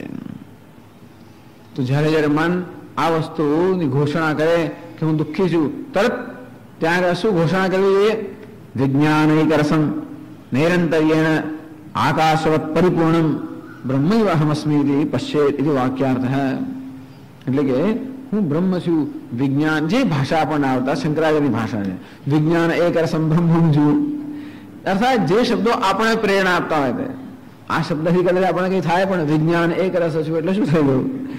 નૈરંતર્યેણ આકાશવત પરિપૂર્ણમ, જેમાં કોઈ અંતર નથી. અંતર નથી એટલે પૂર્ણતામાં કોઈ અંતર નથી, સતત પૂર્ણ છે. આકાશવત પરિપૂર્ણમ, આકાશ જેમ સર્વ રીતે પૂર્ણ છે, સર્વ મર્યાદાઓથી પર છે, એવું સર્વ મર્યાદાઓથી પર સર્વવ્યાપી નિત્ય શુદ્ધ આકાશ કોઈ છે? શુદ્ધ નિરાકાર પ્રકાશમય સર્વ મર્યાદાઓથી પૂર્ણ મુક્ત અમર્યાદિત શુદ્ધ પૂર્ણ પ્રકાશ સ્વભાવ હું છું. અથવા જે કંઈ શબ્દો આ વેદાંતના શબ્દો છે, તો આ વેદાંતની પ્રક્રિયા છે. બીજી પ્રક્રિયા રામ હું છું, કૃષ્ણ હું છું, કે શિવ, જે કંઈ આપણા ઈષ્ટ દેવતા હોય એ વાસ્તવમાં એ જ અંતરાત્મા છે, એ જ હું છું, એને ભિન્ન નથી. એની પશ્ચેત એવું કહેવાનો આ હેતુ છે. આ મંત્રનો હેતુ કોઈનો તિરસ્કાર કરવાનો કે નિંદા કરવાનો નથી. નિંદાની પાછળ પણ કંઈક વિધિ રહેલી છે. જ્યારે સ્તુતિ કરવામાં આવે કે નિંદા કરવામાં આવે, શું છે? દ્વૈતની નિંદા છે. દ્વૈતની નિંદા, દ્વૈતની પણ નિંદા નથી, દ્વૈત દર્શનની નિંદા છે. દ્વૈત એ તો ભગવાનનું સર્જન છે, એની નિંદા નથી. દ્વૈત દર્શનની નિંદા છે. અર્થાત એ ઉપાધિના સ્તર પર કે નામ રૂપના સ્તર પર જે વિવિધતા છે, એ વિવિધતા જ અંતિમ સત્ય છે. એ પ્રકારની માન્યતા, એ પ્રકારનો ભ્રમ છે, એ ભ્રમની નિંદા છે. તો કે ભ્રમને સત્યતા ના આપવી જોઈએ. ભ્રમમાં જ આપણે ઉછરેલા છે અને ભ્રમમાં જ જીવી રહ્યા છે, પરંતુ એ ભ્રમને ભ્રમ તરીકે સમજવું જોઈએ અને ધીમે ધીમે ધીમે આ મનના સ્વભાવમાં પરિવર્તન લાવવું જોઈએ. આને પણ ઉપાસના કહી શકાય. આ એક પંચદશી નામનો ગ્રંથ છે, એમાં એક અધ્યાય છે ધ્યાન દીપ પ્રકરણ. એમાં વિદ્યારણ્ય સ્વામી આ પ્રકારની ઉપાસનાની વાત કરે છે કે આજે પણ આત્માની ઉપાસના થઈ શકે. નિત્ય શુદ્ધ બુદ્ધ મુક્ત છું, જે કઈ શબ્દો આપણને આવડતા હોય, જે શબ્દો મને પ્રેરણા ઉત્પન્ન કરતા હોય, જે શબ્દો મારા મનમાં એ પ્રકારનું કંઈક અર્થનું સ્ફુરણ કરતા હોય, હું શિવ છું, કે જે શબ્દો, તો એ રીતે સતત આત્મા વિશે ચિંતન કરવાથી પણ અસર થતી હોય છે. એમ કરવાથી જે સ્વાભાવિક રીતે હું જીવ છું, દીન છું, દુઃખી છું, આ પ્રકારનો સ્વભાવ થઈ ગયો છે, એમાં ધીમે પરિવર્તન આવે છે. અને એ બ્રેઇન વોશિંગ નથી, કારણ કે સત્ય છે. ભલે અત્યારે સત્ય મારા અપરોક્ષ જ્ઞાન વિશે ના હોય, પરોક્ષ જ્ઞાન વિશે સમજી શકું છું કે હું ચૈતન્ય જ છું, હું દેહ નથી, કારણ કે દેહ દૃશ્ય છે. ઇન્દ્રિયો પણ મારું સાધન છે, મન પણ અંતઃકરણ પણ સાધન છે. આ સર્વનો ઉપયોગ કરનાર, સર્વ પ્રકાશિત કરનાર હું છું, એ સર્વ ભિન્ન છું. કઠિયારો હોય એ કોહળાથી લાકડું ફાડતો હોય તો કઠિયારો કોહળાથી જુદો હોવો જ જોઈએ. કોહળે તો એનું સાધન છે, જેના વડે કાર્ય કરે છે. અંતે રીતે અંતઃકરણ મારું સાધન છે, ઇન્દ્રિયો પણ મારું સાધન છે, જેના વડે હું ભિન્ન ભિન્ન પ્રકારનું જ્ઞાન પ્રાપ્ત કરું છું, જેના વડે ભિન્ન ભિન્ન કર્મ કરું છું. આ દેહ તો નિવાસ સ્થાન છે. તો આ નિવાસ સ્થાન પણ હું ન હોઈ શકું, કે જે બધા સાધનો છે કે ઓજારો છે એ ઓજારો પણ હું ન હોઈ શકું. એ સર્વથી હું ભિન્ન છું, હું આપણે સમજી શકીએ છીએ. છતાં કેવું જ્ઞાન છે? પરોક્ષ જ્ઞાન છે. એ પરોક્ષ જ્ઞાનને પણ, એ પરોક્ષ જ્ઞાન જે બહુ મહાન વસ્તુ છે. અંતેથી એનો આધાર લઈને સતત એ પરોક્ષ જ્ઞાનનું જ હંમેશા એ વસ્તુને સ્થાપિત કરવી. અને જ્યારે જ્યારે પણ આપણું મન પોતાના સ્વભાવથી પોતાની જાતને દુઃખી કે દીનહીન જાહેર કરે, તરત ત્યાં આ જાહેર કરવાનું, નિત્ય શુદ્ધ બુદ્ધ મુક્તોહમ વિજ્ઞાનૈક સ્વભાવહમ આકાશવત પરિપૂર્ણોહમ બ્રહ્મૈવહમ શિવોહમ શાંતોહમ નિત્યોહમ મુક્તોહમ ઇતિ પશ્ચેત. એવું કહેવાનું આ વાક્યનો હેતુ છે. ઉપનિષદ જ્યારે જ્ઞાન કે ભ્રમની નિંદા કરે છે, ત્યારે જ્ઞાન કે વિવેક છે એ વિવેકની પ્રશંસા કરવાનો, એ વિવેકનું વિધાન કરવાનો એમાં હેતુ રહેલો છે.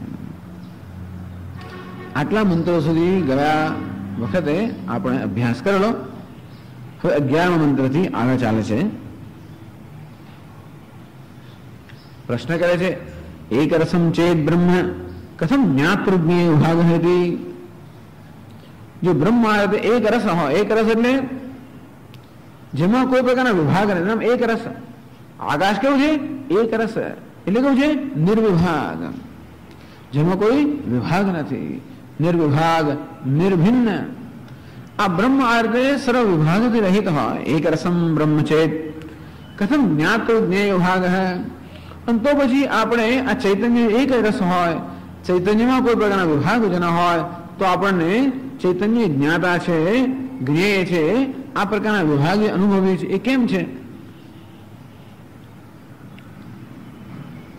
અજ્ઞમ પ્રતિ કલ્પ ભેદેન, તો કે આ બધો ભેદ આપણે અનુભવે છે એ અજ્ઞાનને કારણે છે. અને તેથી એ જ વસ્તુ 11મા મંત્રમાં કહે છે.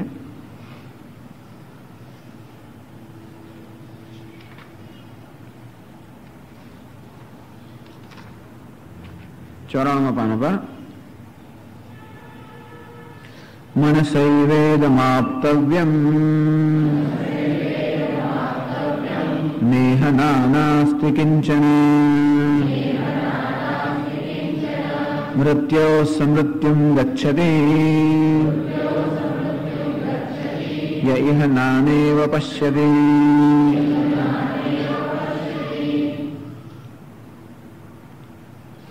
મનસા એવ ઇદમાપ્તવ્યમ નૈહ નાના અસ્તિ કિંચન, નૈહ નાના અસ્તિ કિંચન.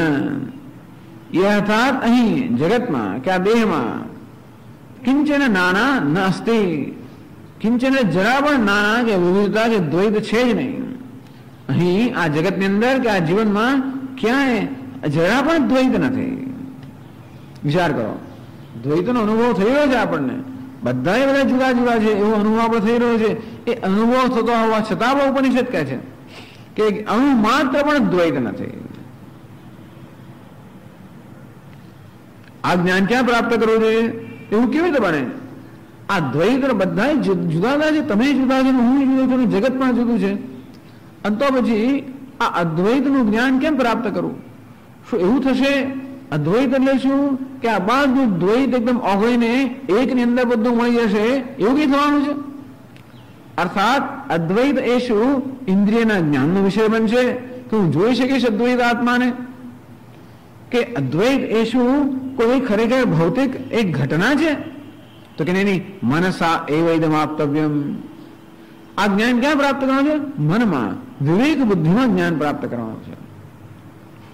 એવું નથી કે અદ્વૈતનું જ્ઞાન ત્યારે જ થાય જરા દ્વૈતમાં કશું પરિવર્તન થઈ જાય અને અદ્વૈતમાં દર્શન થાય. કે સ્વામી અદ્વૈતના દર્શન થયા, જેના દર્શન થાય એ વસ્તુ એમાંથી ભિન્ન જવાની. અને એની એ કોઈ દર્શનનો એટલે કે ઇન્દ્રિય જ્ઞાનનો વિષય નથી. આ જગત પૂર્ણ છે એટલે પૂર્ણ એટલે કશું થઈ જશે જગતને અને એ તમારે પૂર્ણતા દેખા છે, એ પૂર્ણતા કોઈ આંખથી જોવાનો વિષય નથી. આમ અદ્વૈત કે નાનાત્વનો અભાવ, દ્વૈતનો અભાવ એ કોઈ ચક્ષુથી જોવાનો વિષય નથી. એવું નથી કે કશું જોયું અને એ રીતે મને અદ્વૈતના દર્શન થયા. કે મનની અંદર કોઈ પ્રકારની ચિત્ર ખડું થઈ ગયું અને એ તમને અદ્વૈતના દર્શન થયા. અદ્વૈત એ રીતે કોઈક દ્રષ્ટા અને દૃશ્ય એનો ભેદ હોય એવો ભેદ જ્ઞાન એ અદ્વૈત જ્ઞાન નથી. મનસાય ઇદમાપ્તવ્યમ. આ વસ્તુ મનમાં સમજવાની છે, મનમાં જોવાની છે. જેવી રીતે અરીસામાં મને પ્રતિબિંબ દેખાતું હોય અથવા અરીસા એવા ગોઠવેલા હોય તો અનેક બધા મારા પ્રતિબિંબ દેખાતા હોય, અને છતાં પણ મનમાં જેમ મને જ્ઞાન છે કે આ બધો અનેકતા દેખાતી હોય છતાં પણ એકતા એ વાસ્તવિક છે. એ જ્ઞાન કેવું થાય છે? શું બધા પ્રતિબિંબો ઓગળી જાય અને મળી જાય ત્યારે મને એક દેખાય છે? એ અનેક પ્રતિબિંબની અંદર પણ જે એકત્વનું મને જ્ઞાન થાય છે એ જ્ઞાન કયા પ્રકારનું જ્ઞાન છે? એ શું કોઈ ભૌતિક ઘટના છે કે બધા પ્રતિબિંબો મળીને એક થઈ ગયા? સ્વામીને જોયું તો આ બધા અરીસામાંથી બહાર નીકળ્યા, બધા મારામાં સમાઈ ગયા અને હવે મારામાંથી નીકળી અરીસામાં પહોંચી ગયા. અને તેથી મને જ્ઞાન થયું કે આ બધી પ્રતિબિંબ તો હું જ છું અને હું જે પ્રતિબિંબ છું. આવું કઈ થતું હોય છે? એવી જરૂર નથી. એ જ્ઞાન કેવું થયું કે હું એકમાત્ર સત્ય છું, તો આ પ્રતિબિંબ ભિન્ન ભિન્ન દેખાતો હતો. ભિન્ન નથી કેમ? કારણ કે આ જે પ્રતિબિંબ છે, આજે અનેકતા છે, શું છે? મિથ્યા છે. અર્થાત દ્વૈતના મિથ્યાત્વનું દર્શન એ છે અદ્વૈતનું દર્શન. મિથ્યાત્વ જે ઘટના નથી આ વસ્તુ મિથ્યા છે, દેખાય છે, છતાં પણ સત્ય નથી. આ જ્ઞાન ક્યાં થાય છે? બુદ્ધિમાં થાય છે. મનસા એવ ઇદમ આપતવ્યમ, અર્થાત પ્રતિથી દ્વૈતની હોય છતાં પણ દ્રષ્ટિ કેવી છે? અદ્વૈતની. પ્રતિથી અર્થાત ચક્ષુષી અનેક બધા પ્રતિબિંબો દેખાતા હોય છતાં પણ બુદ્ધિમાં જેવું આપણને એક જ આપણા દર્શન થાય છે. અંતે રીતે ભલે આપણે ઇન્દ્રિયોથી આ જગતમાં અનેકતાનું આપણને જ્ઞાન થતું હોય, અનેકતાની પ્રતિતિ થતી હોય, છતાં પણ બુદ્ધિમાં દ્રષ્ટિ કેવી છે? એકતાની દ્રષ્ટિ. એટલે કે છે મનસા એવ ઇદમ આપતવ્યમ નિહેનાના મનસા એવ. આ મનમાં એટલે કે વિવેક બુદ્ધિમાં જ્ઞાન પ્રાપ્ત કરવાનું છે કે અહીં કોઈ પ્રકારનું દ્વૈત નથી. મૃત્યુ સમૃત્યુમ ગચ્છતિ યહ નાન એવ પશ્યતિ. તો મૃત્યુ હો સમૃત્યુમ આપનોતી અથવા ગચ્છતિ, એ જ વસ્તુ કહે છે.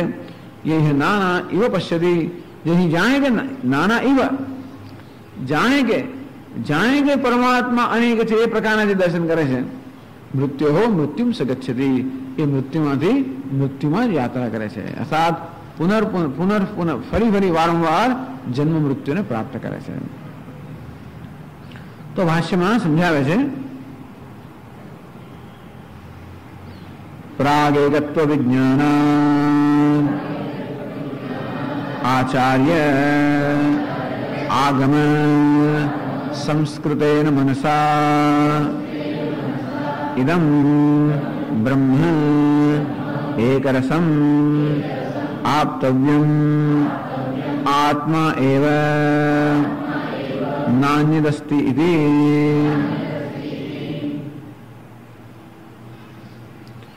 પ્રાગ એકત્વ વિજ્ઞાનાત આચાર્ય આગમ સંસ્કૃતેન મનસા એવમ આપતવ્યમ. મન વડે આ જ્ઞાન પ્રાપ્ત કરવાનું છે, મનમાં જ્ઞાન પ્રાપ્ત કરવાનું છે. આમ ઉપનિષદ શું કહે છે? યતો વાચો નિવર્તન્તે અપ્રાપ્ય મનસા સહ. આમ તો કહે છે કે વાણી અને મન જેને પ્રાપ્ત કર્યા વગર પાછા આવે છે. પરમાત્મા કહે છે એ વાણી અને મનની પહોંચથી બહાર છે. એ તો કહેવામાં આવે વાણી અને મનની પહોંચથી બહાર છે. અને છતાં શું કહે છે? મનસા એવ ઇદમ આપતવ્યમ. છતાં પણ કહે છે કે આ જ્ઞાન મનમાં કે બુદ્ધિમાં જ પ્રાપ્ત કરવાનું છે.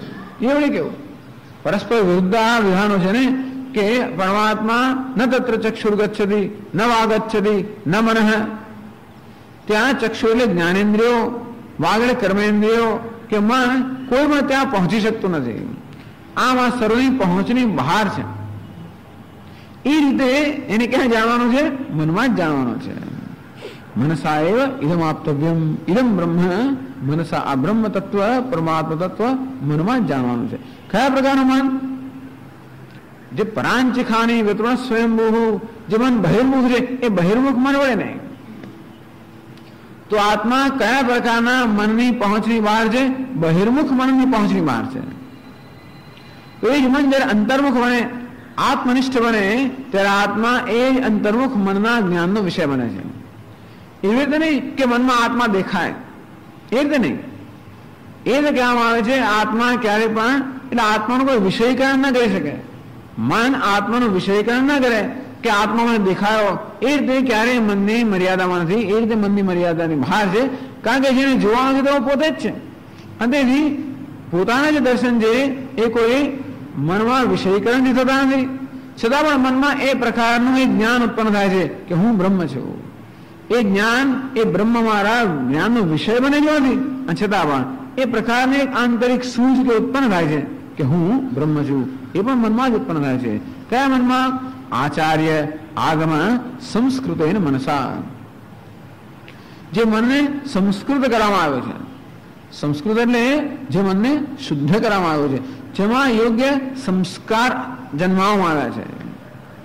અત્યારે મનમાં કેવો સંસ્કાર છે? દ્વૈતના સંસ્કાર છે. એ મનમાં જયારે અદ્વૈતના સંસ્કાર જન્મે એટલે તમે આગમ આચાર્ય આગમ સંસ્કૃત આચાર્ય અર્થાત ગુરુજી પાસેથી આગળ એક શાસ્ત્ર, ગુરુ અને શાસ્ત્રને કારણે જે મનમાં આ પ્રકારના સંસ્કાર જન્મ્યા છે. પૌનઃ પુણ્યને શ્રવણ કર્યાત.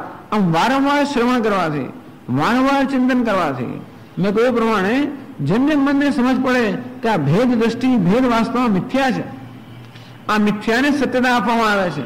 આમ જેમ જેમ મિથ્યામાં મિથ્યા તો બુદ્ધિ જન્મે એ પ્રકારના સંસ્કાર જ્યારે મનમાં પડે કે મિથ્યાને મિથ્યા જ નહીં સમજે, એવા મન વડે ઇદમ આપતવ્યમ, આ બ્રહ્મ જે છે, બ્રહ્મ એક રસમ અર્થાત જે અદ્વિતીય છે, અર્થાત અખંડ છે, સર્વ વિભાગથી રહિત છે, એવો નિર્વિભાગ અખંડ બ્રહ્મ આપતવ્યમ, એને પ્રાપ્ત કરવું છે. અર્થાત આત્મા એવ નાન્ય સ્થિતિ પ્રાપ્તવ્યમ, આત્મા સર્વ છે, આત્માથી કઈ જ નથી. ઐક્યનું જ્ઞાન અર્થાત આત્મા કે હું જ સર્વ છું, એ હુંથી આત્મધન્ય કઈ જ નથી. આ પ્રકારનું જ્ઞાન આચાર્ય અને શાસ્ત્રના સંસ્કાર દ્વારા મનમાં પ્રાપ્ત કરવું જોઈએ. આવતીકાલે એની આગળ ચર્ચા કરશું. ઓમ પૂર્ણમદ પૂર્ણમિદમ પૂર્ણાત પૂર્ણમુદચ્યતે પૂર્ણસ્ય પૂર્ણમાદાય પૂર્ણમેવાવશિષ્યતે. ઓમ શાંતિ શાંતિ શાંતિ. શંકરં શંકરાચાર્યં કેશવં બાદરાયણં સૂત્રભાષ્યકૃતૌ વંદે ભગવन्तौ પુનઃ પુનઃ. ઈશ્વરો ગુરુરાત્મેતિ મૂર્તિભેદવિભાગિને વ્યોમવદ્વ્યાપ્તદેહાય દક્ષિણામૂર્તયે નમઃ. ઓમ શાંતિ શાંતિ શાંતિ. હરિ ઓમ શ્રી ગુરુભ્યો નમઃ. હરિ ઓમ. પર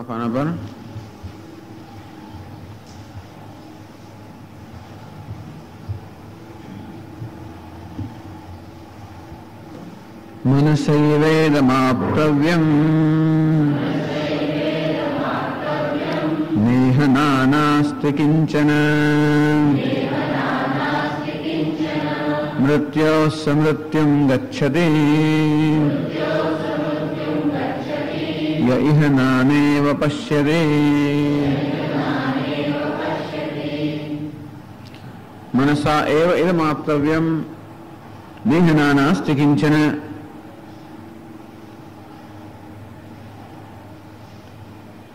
નેહ નાનાસ્તિ કિંચન, ઇહ એટલે અહીં આ જગતમાં કે સંસારમાં કિંચન નાના નાસ્તિ, કોઈ પ્રકારનું દ્વૈત નથી. ઇતિ મનસા એવ આપતવ્યમ, એ જ્ઞાન મનમાં વિવેક બુદ્ધિથી જ પ્રાપ્ત કરવું જોઈએ. મૃત્યોસ મૃત્યુમ ગચ્છતિ યહ નાનેવ પશ્યતિ.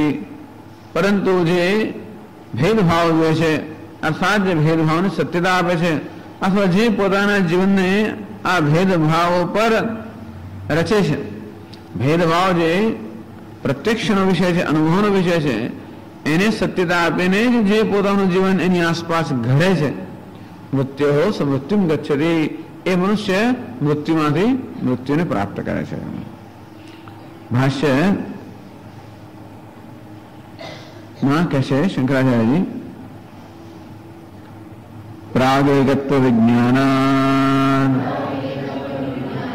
આચાર્યગમ સંસ્કૃતેન મનસા ઇદમ બ્રહ્મ એકરસમ આપતવ્યમ આત્મા એવ નાન્યદસ્તિ ઇતિ.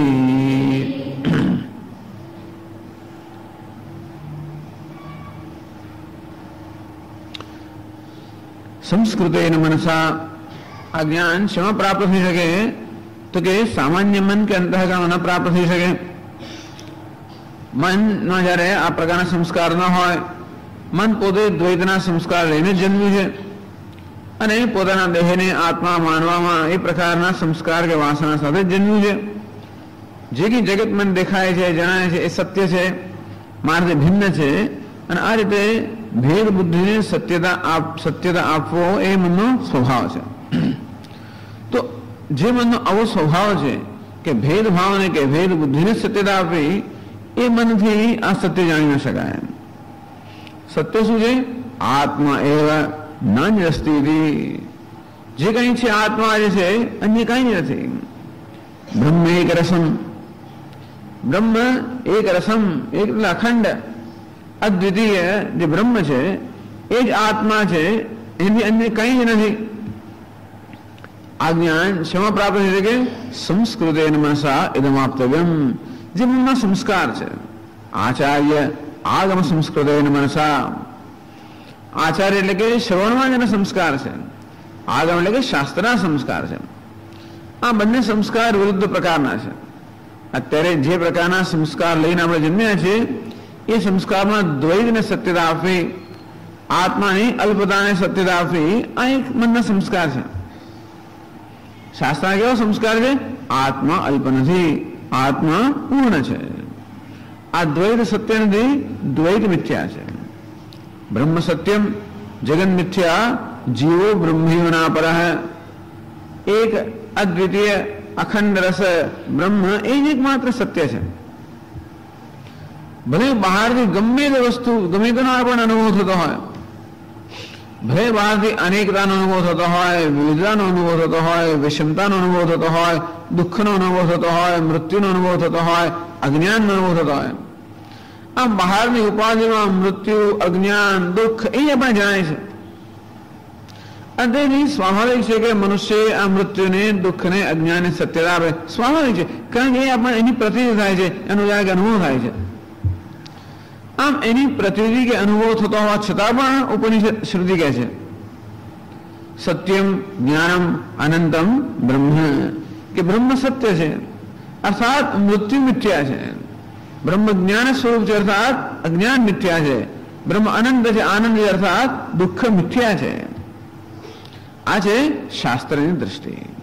એ કેવી રીતે એ સમજવા ખૂબ બધા સંસ્કાર જોઈએ, શ્રવણના ખૂબ બધા સંસ્કાર જોઈએ, મનન એના પર ચિંતન કરવું હોવું જોઈએ. અને આ રીતે કે કેવી રીતે અદ્વૈત, દુઃખ, અજ્ઞાન, મૃત્યુ મિથ્યા છે. મિથ્યા અર્થાત એ સત્યનો સ્વભાવ નથી. કોઈક સ્તરે ઉપાધિના સ્તરે આ બધું છે, પરંતુ ઉપાધિના જે ધર્મ છે એ ક્યારેય પણ ઉપહિતને, અધિષ્ઠાનને ક્યારેય પણ લાગુ પડતા નથી, લેપાયમાન કરતા નથી. જેમ સાપ પેલો ઝેરી છે, ભયાનક છે, બધું જ છે, અને છતાં પણ સાપનો એ ઝેર કે ભયંકરતા જેવી રીતે રજ્જુને, દોરડાને કોઈ પ્રકૃતિ સ્પર્શ કરતી નથી. અને તે રીતે જે કંઈ ભેદભાવ, મૃત્યુ, અજ્ઞાન, દુઃખ આપણે અનુભવ કરીએ એ બધું ઉપાધિના સ્તર પર છે. સર્વાણી રૂપાણી વિચિત્ય ધીર નામાની કૃત્વા અભિવદ નિરાસ્તે, આ સર્વ રૂપની રચના કરીને એની સાથે તાદાત્મ્ય સિદ્ધ કરીને એ જ પરમાત્મા સર્વ નામ લઈને વ્યવહાર કરી રહ્યો છે. તેથી આમ આ મર્યાદિત કે અલ્પ ઉપાધિમાં વ્યવહાર કરનાર કોણ છે? એ પૂર્ણ પરમાત્મા. એ જ કહે છે આગળ મંદા અંગુષ્ઠ માત્ર પુરુષ, એ પરમાત્મા જેને અંગૂઠા જેવો ના થઈ ગયો હોય, જેને જીવ માનવામાં આવે છે, સંસારી માનવામાં આવે છે, વાસ્તવમાં એ પરમાત્મા છે. જેને અનેક માનવામાં આવે છે, વાસ્તવમાં એક જ છે.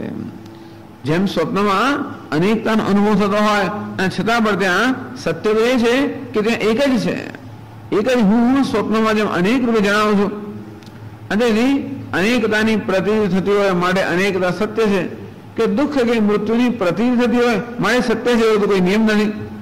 સર્પની પ્રતીતિ થતી હોય માટે સત્ય છે એવું નિયમ નથી. એટલે આપણી દ્રષ્ટિમાં સદંતર પરિવર્તન જ્યારે આવે એ પ્રકાર, એનું નામ છે મનના સંસ્કાર. જે પ્રકારના સંસ્કાર મનમાં પડી ગયા છે એમાં સદંતર પરિવર્તન ના આવે ત્યાં સુધી આ સત્યના દર્શન ન થાય. એટલે કે છે પ્રાગ એકત્વ વિજ્ઞાનાત, એકત્વ વિજ્ઞાનાત પ્રાગ. આમ જે અનેકત્વમાં જ એક પરમાત્મા રહેલો છે એનું જ્ઞાન ન થયું તે પહેલા આચાર્ય આગમ સંસ્કૃત મનસા, ત્યાં સુધી દ્વૈત, મૃત્યુ, દુઃખ, અજ્ઞાન આ બધાનો જ આપણને અનુભવ થાય છે. અને તેથી એ મનમાં આચાર્ય અને આગમ એટલે કે શાસ્ત્રના સંસ્કાર થઈ.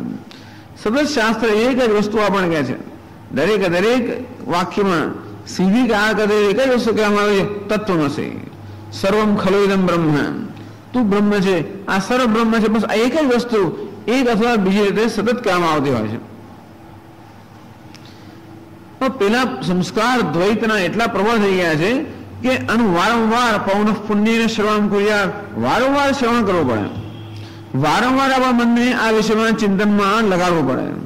વારંવાર કેવી રીતે આ દ્વૈત મિથ્યા છે, દુઃખ એ મિથ્યા છે, સત્ય નથી, અથવા સર્વ દુઃખ અજ્ઞાન કે મૃત્યુના પેટાળમાં કે એના ગર્ભમાં ખરેખર પેલું સત્યમ જ્ઞાનમ અખંડ એક રસ બ્રહ્મ રહેલું છે, એ કેવી રીતે સતત બુદ્ધિને દર્શન કરાવતા જ રહીએ.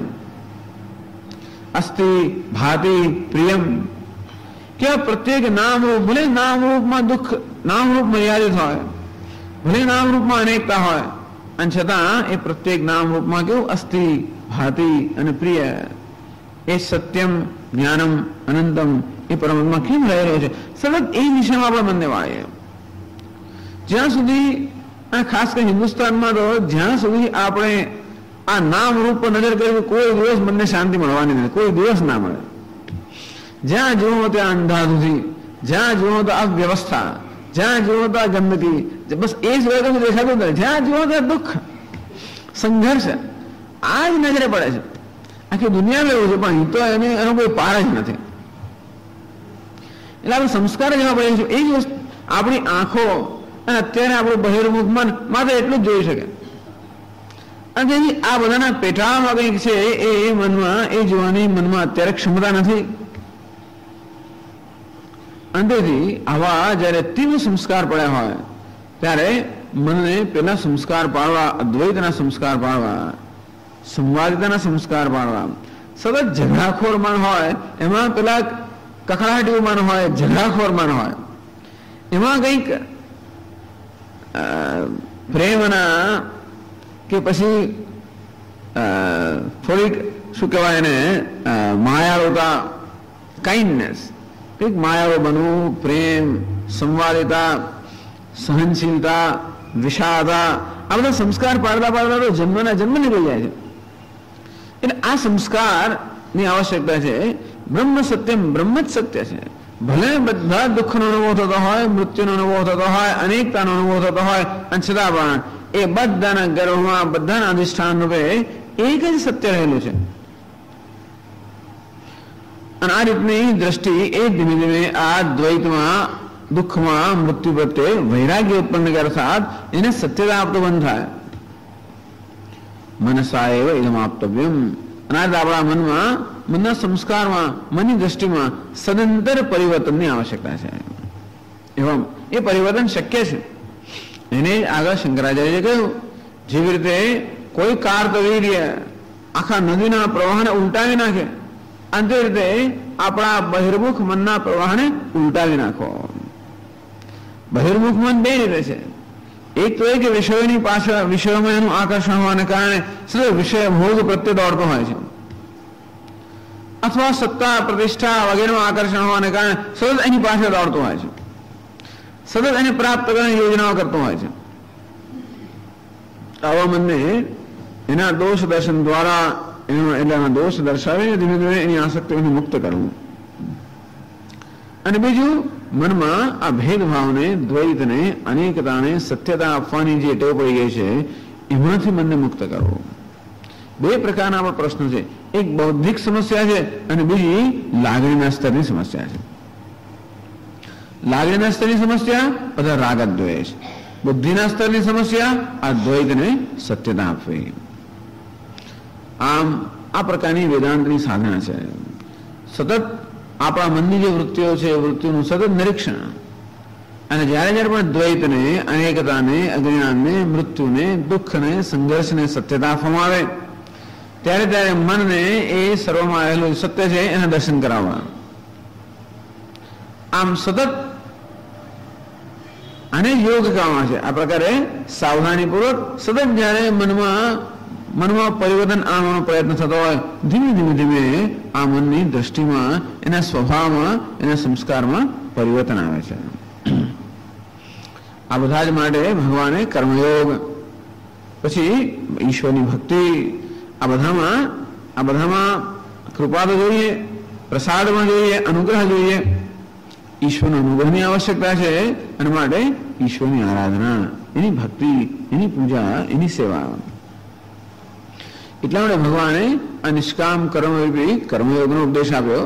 જેનો કઠોપનિષદમાં એટલામાં નિર્લેખ નહીં કે આ કઠોપનિષદ નચિકેતાનો ઉદ્દેશ્યને કહેવાય હોવાને કારણે એ તો તૈયાર અધિકારી છે, પરંતુ જ્યાં આ પ્રકારના સંસ્કાર ના હોય તો કર્મયોગ, કર્મયોગમાં પણ આપણી બધી વૃત્તિઓ છે એ વૃત્તિઓમાં પરિવર્તન આવવાની આવશ્યકતા પડે. કારણ કર્મ એટલે નિષ્કામ કર્મ.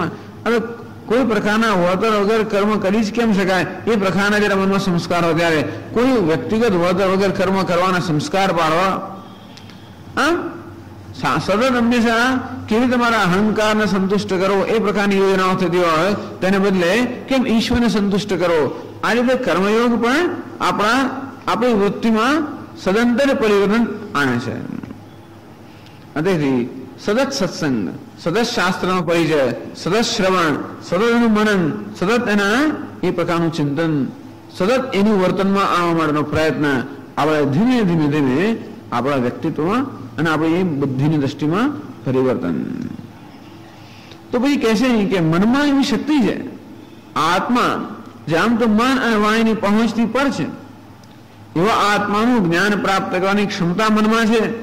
જો મનમાં આ પ્રકારના યોગ્ય સંસ્કાર પાડવામાં આવ્યા હોય, મનસા એવ ઇદમ આપતવ્યમ, અર્થાત મન વડે જ આ જ્ઞાન પ્રાપ્ત, મન એટલે વિવેક બુદ્ધિથી જ આ જ્ઞાન પ્રાપ્ત કરવાનું છે. નિહનાનાસ્તિ કિંચન. આગળ શંકરાચાર્ય કહે છે ભાષ્યમાં, આપતે ચ નાનાત્વ પ્રત્યુપસ્થાપિકાયાઃ અવિદ્યાયાઃ નિવૃત્તત્વાत् ઇહ બ્રહ્મણિ નાના નાસ્તિ કિંચન અણુમાત્રમપી. આપતે છે જ્ઞાનાનંતરમ ફલમાહ. આ પ્રકારનું જ્ઞાન થાય તો એનું શું ફળ છે સમજાવે છે. આપતે છે નાનાત્વ પ્રત્યુપસ્થાપિકાયાઃ અવિદ્યાયાઃ નિવૃત્તત્વાत्. ઇદમ આ પ્રકારનું જ્ઞાન જ્યારે પ્રાપ્ત થાય, અર્થાત નાનાત્વ પ્રત્યુપસ્થાપિકાયાઃ અવિદ્યાયાઃ નિવૃત્તત્વાत्. અવિદ્યા જેને આ બધું દ્વૈત આપણી સમક્ષ ઉપસ્થિત કરે છે, સમગ્ર દ્વૈતનું સર્જન કરનાર કોણ? અવિદ્યા. આ ઉપાધિનું સર્જન કરનાર પણ અવિદ્યા અને ઉપાધિમાં અહંભાવનું સર્જન કરનાર પણ અવિદ્યા. એક તો અવિદ્યા આ મિથ્યા જગતનું સર્જન તો કરે જ છે, અને જોડે એ મિથ્યા જગતમાં સત્ય બુદ્ધિ ઉત્પન્ન કરનાર પણ એ જ માયા છે. અને નાનાત્વ પ્રત્યુપસ્થાપિકાયાઃ અવિદ્યાયાઃ નિવૃત્તત્વાत्. આમ જેને આ દ્વૈત આપણી સમક્ષ ઉપસ્થિત કર્યું છે અને જોડે એ દ્વૈતમાં સત્યતા આપવાનું ભ્રમ પણ એને ઉપસ્થિત કર્યો છે, એ અવિદ્યાની આ જ્ઞાન વડે આ દ્રષ્ટિ વડે જયારે નિવૃત્તિ થાય ત્યારે શું જ્ઞાન થાય? ઇહ નાનાસ્તિ કિંચન, ઇહ બ્રહ્મણી નાના કિંચન નાસ્તિ, નિહ નાનાસ્તિ કિંચન. અહીં એટલે કે આ બ્રહ્મમાં, અર્થાત આ સગુણ બ્રહ્મ જ છે. આ જ્ઞાનનો અર્થ આ સગુણ આત્મા છે, સગુણ બ્રહ્મ છે, સગુણ ઈશ્વર છે. સગુણ ઈશ્વર છે એટલે ઈશ્વર વિશે જે કેવો ખ્યાલ હોય. ઈશ્વર સર્વજ્ઞ, સર્વશક્તિમાન, મહાન, પવિત્ર, પવિત્રાણામ પવિત્રમ યો મંગલાનામ ચ મંગલમ દૈવતમ દેવતાનામ ચ. સર્વ પવિત્ર છે, મંગળ છે, દૈવી છે, અર્થાત ઈશ્વરના જે આ ખ્યાલ છે એ જ સર્વ છે. એ સિવાયની સર્વ વસ્તુ એ જ પવિત્ર કે દૈવી કે મંગળ, એ જ આવા અનેક ભાષી રહ્યો છે. અર્થાત અનેકતા એ આભાસ છે. આ મૃત્યુ, અજ્ઞાન, દુઃખ આ બધું વાસ્તવિક નથી, આભાસ છે. બધું સર્વ ઉપાધિના સ્તર પર છે. આ પ્રકારનું જયારે જ્ઞાન થાય ત્યારે આ મૃત્યુને, અજ્ઞાનને, દુઃખને સત્યતા આપવાની અવિદ્યા છે એનું જયારે નિવારણ થાય ત્યારે જ્ઞાની પુરુષને આ પ્રકારનું દર્શન થાય છે કે અહીં એટલે કે આ બ્રહ્મમાં ક્યાંય પણ કિંચન નાના નાસ્તિ, અણુમાત્ર પણ દ્વૈત નથી, અણુમાત્રમાં ભેદભાવ નથી. અર્થાત બ્રહ્મથી બીજું કંઈ જ નથી. ભલે અનેક બધા તરંગો હોય, જળથી અન્ય કંઈ જ નથી. ભલે અનેક બધા અલંકારો હોય, સુવર્ણથી અન્ય કંઈ જ નથી. ભલે અનેક બધા નામરૂપ હોય, અસ્થિ ભાતિ પ્રિય, અર્થાત સત્ય જ્ઞાન અનંત બ્રહ્મથી કંઈ જ નથી. એ જ અસ્થિ ભાતિ પ્રિય, એ જ અનેક નામ રૂપ દ્વારા અભિવ્યક્ત થઈ રહ્યું છે, નામ રૂપ રૂપે અભિવ્યક્ત થઈ રહ્યું છે, અન્ય કઈ નથી, અને એ જ હું છું. અને તો નાનાત્વ અને છતાં જે મિથ્યા જે દ્વૈત છે, દ્વૈતને સત્યતા આપે છે, એની કેવી ગતિ થાય છે? આગળ ભાષ્યમાં કહે છે, વસ્તુ પુનઃ અવિદ્યાતિમિર દૃષ્ટિમ ન મુંચતે નાના ઇવ પશ્યતે સહ મૃત્યોઃ મૃત્યુમ ગચ્છત્યેવ સ્વલ્પમપી ભેદમ અધ્યારોપયન ઇત્યર્થઃ. યસ્તુ પુનઃ પરંતુ જે અવિદ્યા તિમિર દૃષ્ટિ ન મુંચતે, જે મનુષ્ય અવિદ્યાને તિમિર, તિમિર એટલે કે અંધકાર, આમ આંખમાં જે તિમિરનો રોગ થયો હોય એ અવિદ્યા વડે જે અંધકાર ઉત્પન્ન થયો છે, એ અંધકાર વાળી દ્રષ્ટિને ત્યાગ નથી કરતો. જેવી રીતે આપણે મોતિયો થયો હોય ને એકને બદલે બે દેખાય, કે વસ્તુ હોય ને કદાચ જુદી જુદી પણ દેખાય, હોય તો ન પણ દેખાય, અથવા હોય ને કદાચ ભિન્ન દેખાય. અને તે રીતે અવિદ્યાને કારણે જે બ્રહ્મ એક છે એ અનેક દેખાય છે. અને આ રીતે એકને અનેક દેખાડનારી અવિદ્યાની આ દ્રષ્ટિ છે, પૂર્ણને અપૂર્ણ દેખાડનારી અવિદ્યાની આ દ્રષ્ટિ છે. આનંદ સ્વરૂપ પરમાત્માને દુઃખમય મર્ત્ય અજ્ઞાની દેખાડનારી આ દ્રષ્ટિ છે, એ દ્રષ્ટિનો ત્યાગ નથી કરતો. એ નાના એવો પશ્ચિ, અને આ નાના એટલે વિવિધતાને દર્શન કરે છે, વિવિધતાને સત્યતા આપે છે. સહ મૃત્યો મૃત્યુ ગચ્છતિ, એ મનુષ્ય મૃત્યુમાંથી મૃત્યુને પ્રાપ્ત કરે છે. સ્વલ્પમપી ભેદમ અધ્યારોપયન, સ્વલ્પ જરામાં ભેદનો અધ્યારોપ કરે માણસ. ઉદરમંતરમ કુરુતે અથ તસ્ય ભયમ ભવતિ, જેમ તૈત્રીય ઉપનિષદમાં કહે છે ઉદરમ અંતરમ કુરુતે, એક જરા પણ અંતર જયારે કરવામાં આવે ઈશ્વર વચ્ચે અને પોતાની વચ્ચે, અથ તસ્ય ભયમ ભવતિ, અને તો એ ભયનું કારણ બને છે. પોતાની વચ્ચે અને ઈશ્વર વચ્ચે, પોતાની વચ્ચે અને જગત વચ્ચે સ્વલ્પ જરામાં ભેદભાવ કરવામાં આવે તો એ દુઃખ, એનું નામ જ મૃત્યુ. મૃત્યુ એ બીજી કોઈ ઘટના, મૃત્યુ એટલે માત્ર દેહનું મૃત્યુ એવું નથી. જે કોઈ ક્ષણે કહે છે તૈત્રીય ઉપનિષદમાં, જ્યાં ભેદભાવ છે ત્યાં ભય છે, અને ભયનું નામ જ મૃત્યુ. એ જીવનમાં ભય હોય, દુઃખ હોય, ચિંતા હોય, આ નામ જ એ સિવાય બીજું કઈ મૃત્યુ છે. અને આવા મૃત્યુમાં જ મનુષ્ય જીવતો હોય છે, જ્યારે આ દ્વૈત અને ભેદભાવને સત્યતા આપવામાં આવે છે. સ્વલ્પમ ભેદમ અધ્યારોપયન, આ મનનો સ્વભાવ જ છે. મનના સ્વભાવમાં કેવું પરિવર્તન લાવવાની આવશ્યકતા છે, કે મનનો સ્વભાવ જ છે કે દ્વૈતનો અધ્યારોપ કરવો, ભેદભાવનો અધ્યારોપ કરવો, આ ઉપાધિના ભેદભાવને સત્યતા આપવી, એ મનનો સ્વભાવ જ છે. એ સ્વભાવને પરિવર્તન કરતો નથી, અને આ દ્વૈતને મહત્વ આપે છે. એ મૃત્યુમાંથી મૃત્યુ, અર્થાત વારંવાર જન્મ અને મૃત્યુના ચક્રમાં ફસાતો રહે છે. હવે આગળના મંત્ર પહેલા કહે છે શંકરાચાર્યજી, પુનરપી તદેવ પ્રકૃતમ બ્રહ્મ આહ, પુનરપી વળી પાછું, તદેવ પ્રકૃતમ બ્રહ્માહ, બ્રહ્મ પ્રકૃતમ બ્રહ્મ જે ચર્ચાનો વિષય છે એ જ બ્રહ્મનું વળી હવે પછીના મંત્રમાં આચાર્ય નિરૂપણ કરે છે. આમ જોવા જઈએ તો બીજો મંત્ર શું કહે છે ખબર છે? અંગુષ્ઠ માત્ર. ચાલો એ મંત્ર વાંચી એટલે ખ્યાલ આવશે. અંગુષ્ઠ માત્ર પુરુષ મધ્યે આત્મનિ તિષ્ઠતિ ઈશાનો ભૂત ભવ્યસ્ય ન તતો વિજુગુપ્સતે એતદ્વૈતત.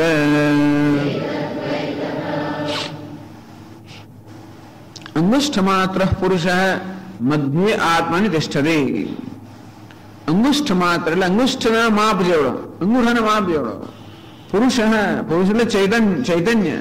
એ ચૈતન્ય જે અંગૂઠાના માપ જેવડો છે, આત્માની મધ્યે તિષ્ઠતિ, આ દેહના મધ્યની અંદર એટલે કે હૃદયમાં એ અંગૂઠા જેવડો આત્મા રહે છે.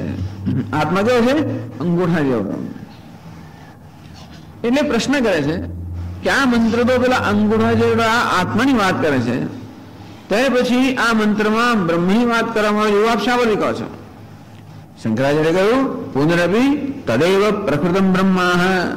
હવે પાછું હવે પછીના મંત્રમાં આચાર્ય એ જ બ્રહ્મની વાત કરે છે. આમાં કેમ બ્રહ્મની વાત છે? આ મંત્રમાં તો આત્માની વાત છે, અને આત્મામાં કેવો? અંગૂઠા જેવડો અલ્પ. આમાં અલ્પ આત્માની વાત છે, તો ક્યાં આમાં બ્રહ્મની વાત આવી? તો એનો ઉત્તર આપે છે કે આ જ મંત્રમાં બીજી પંક્તિમાં કહેવામાં આવ્યું છે ઈશાન ભૂત ભવ્ય છે. તો ઈશાન ભૂત ભવ્ય છે બંને છે. એ અંગૂઠા જેવડો પુરુષ જે આપણા હૃદયની અંદર છે એ કેવો છે? ઈશાન ભૂત ભવ્ય છે. ભૂત, વર્તમાન અને ભવિષ્ય એ ત્રણેય કાળનો ઈશાન છે, ત્રણેય કાળનો શાસક છે. એટલે કોણ? ઈશ્વર છે. અને શાસ્ત્રમાં સામાનાધિકરણને કહે છે. સામાનાધિકરણને એટલે એક જ અધિકરણની અંદર આ બે ભિન્ન ભિન્ન પદાર્થોને મૂકવામાં આવે છે. એક બાજુ શું કહે છે? અંગુષ્ઠ માત્ર પુરુષ, જે અંગૂઠા જેવો પુરુષ છે, એટલે કે આત્મા, જીવાત્મા. એ જ કેવું છે? ઈશાન ભૂત ભવ્ય છે. આ વર્તમાન, ભૂત અને ભવિષ્ય એ ત્રણેય કાળનો ઈશાન છે, શાસક છે. અને શું કહે છે? સામાનાધિકરણ્ય. સામાનાધિકરણ્ય કોને કહેવાય? એક જ વિભક્તિમાં અને એક જ વિષયને ધ્યાનમાં રાખીને ભિન્ન ભિન્ન પદોનો પ્રયોગ કરવામાં આવે. એક જ વસ્તુના નિર્દેશમાં કહે છે અંગુષ્ઠ માત્ર પુરુષ હૈ.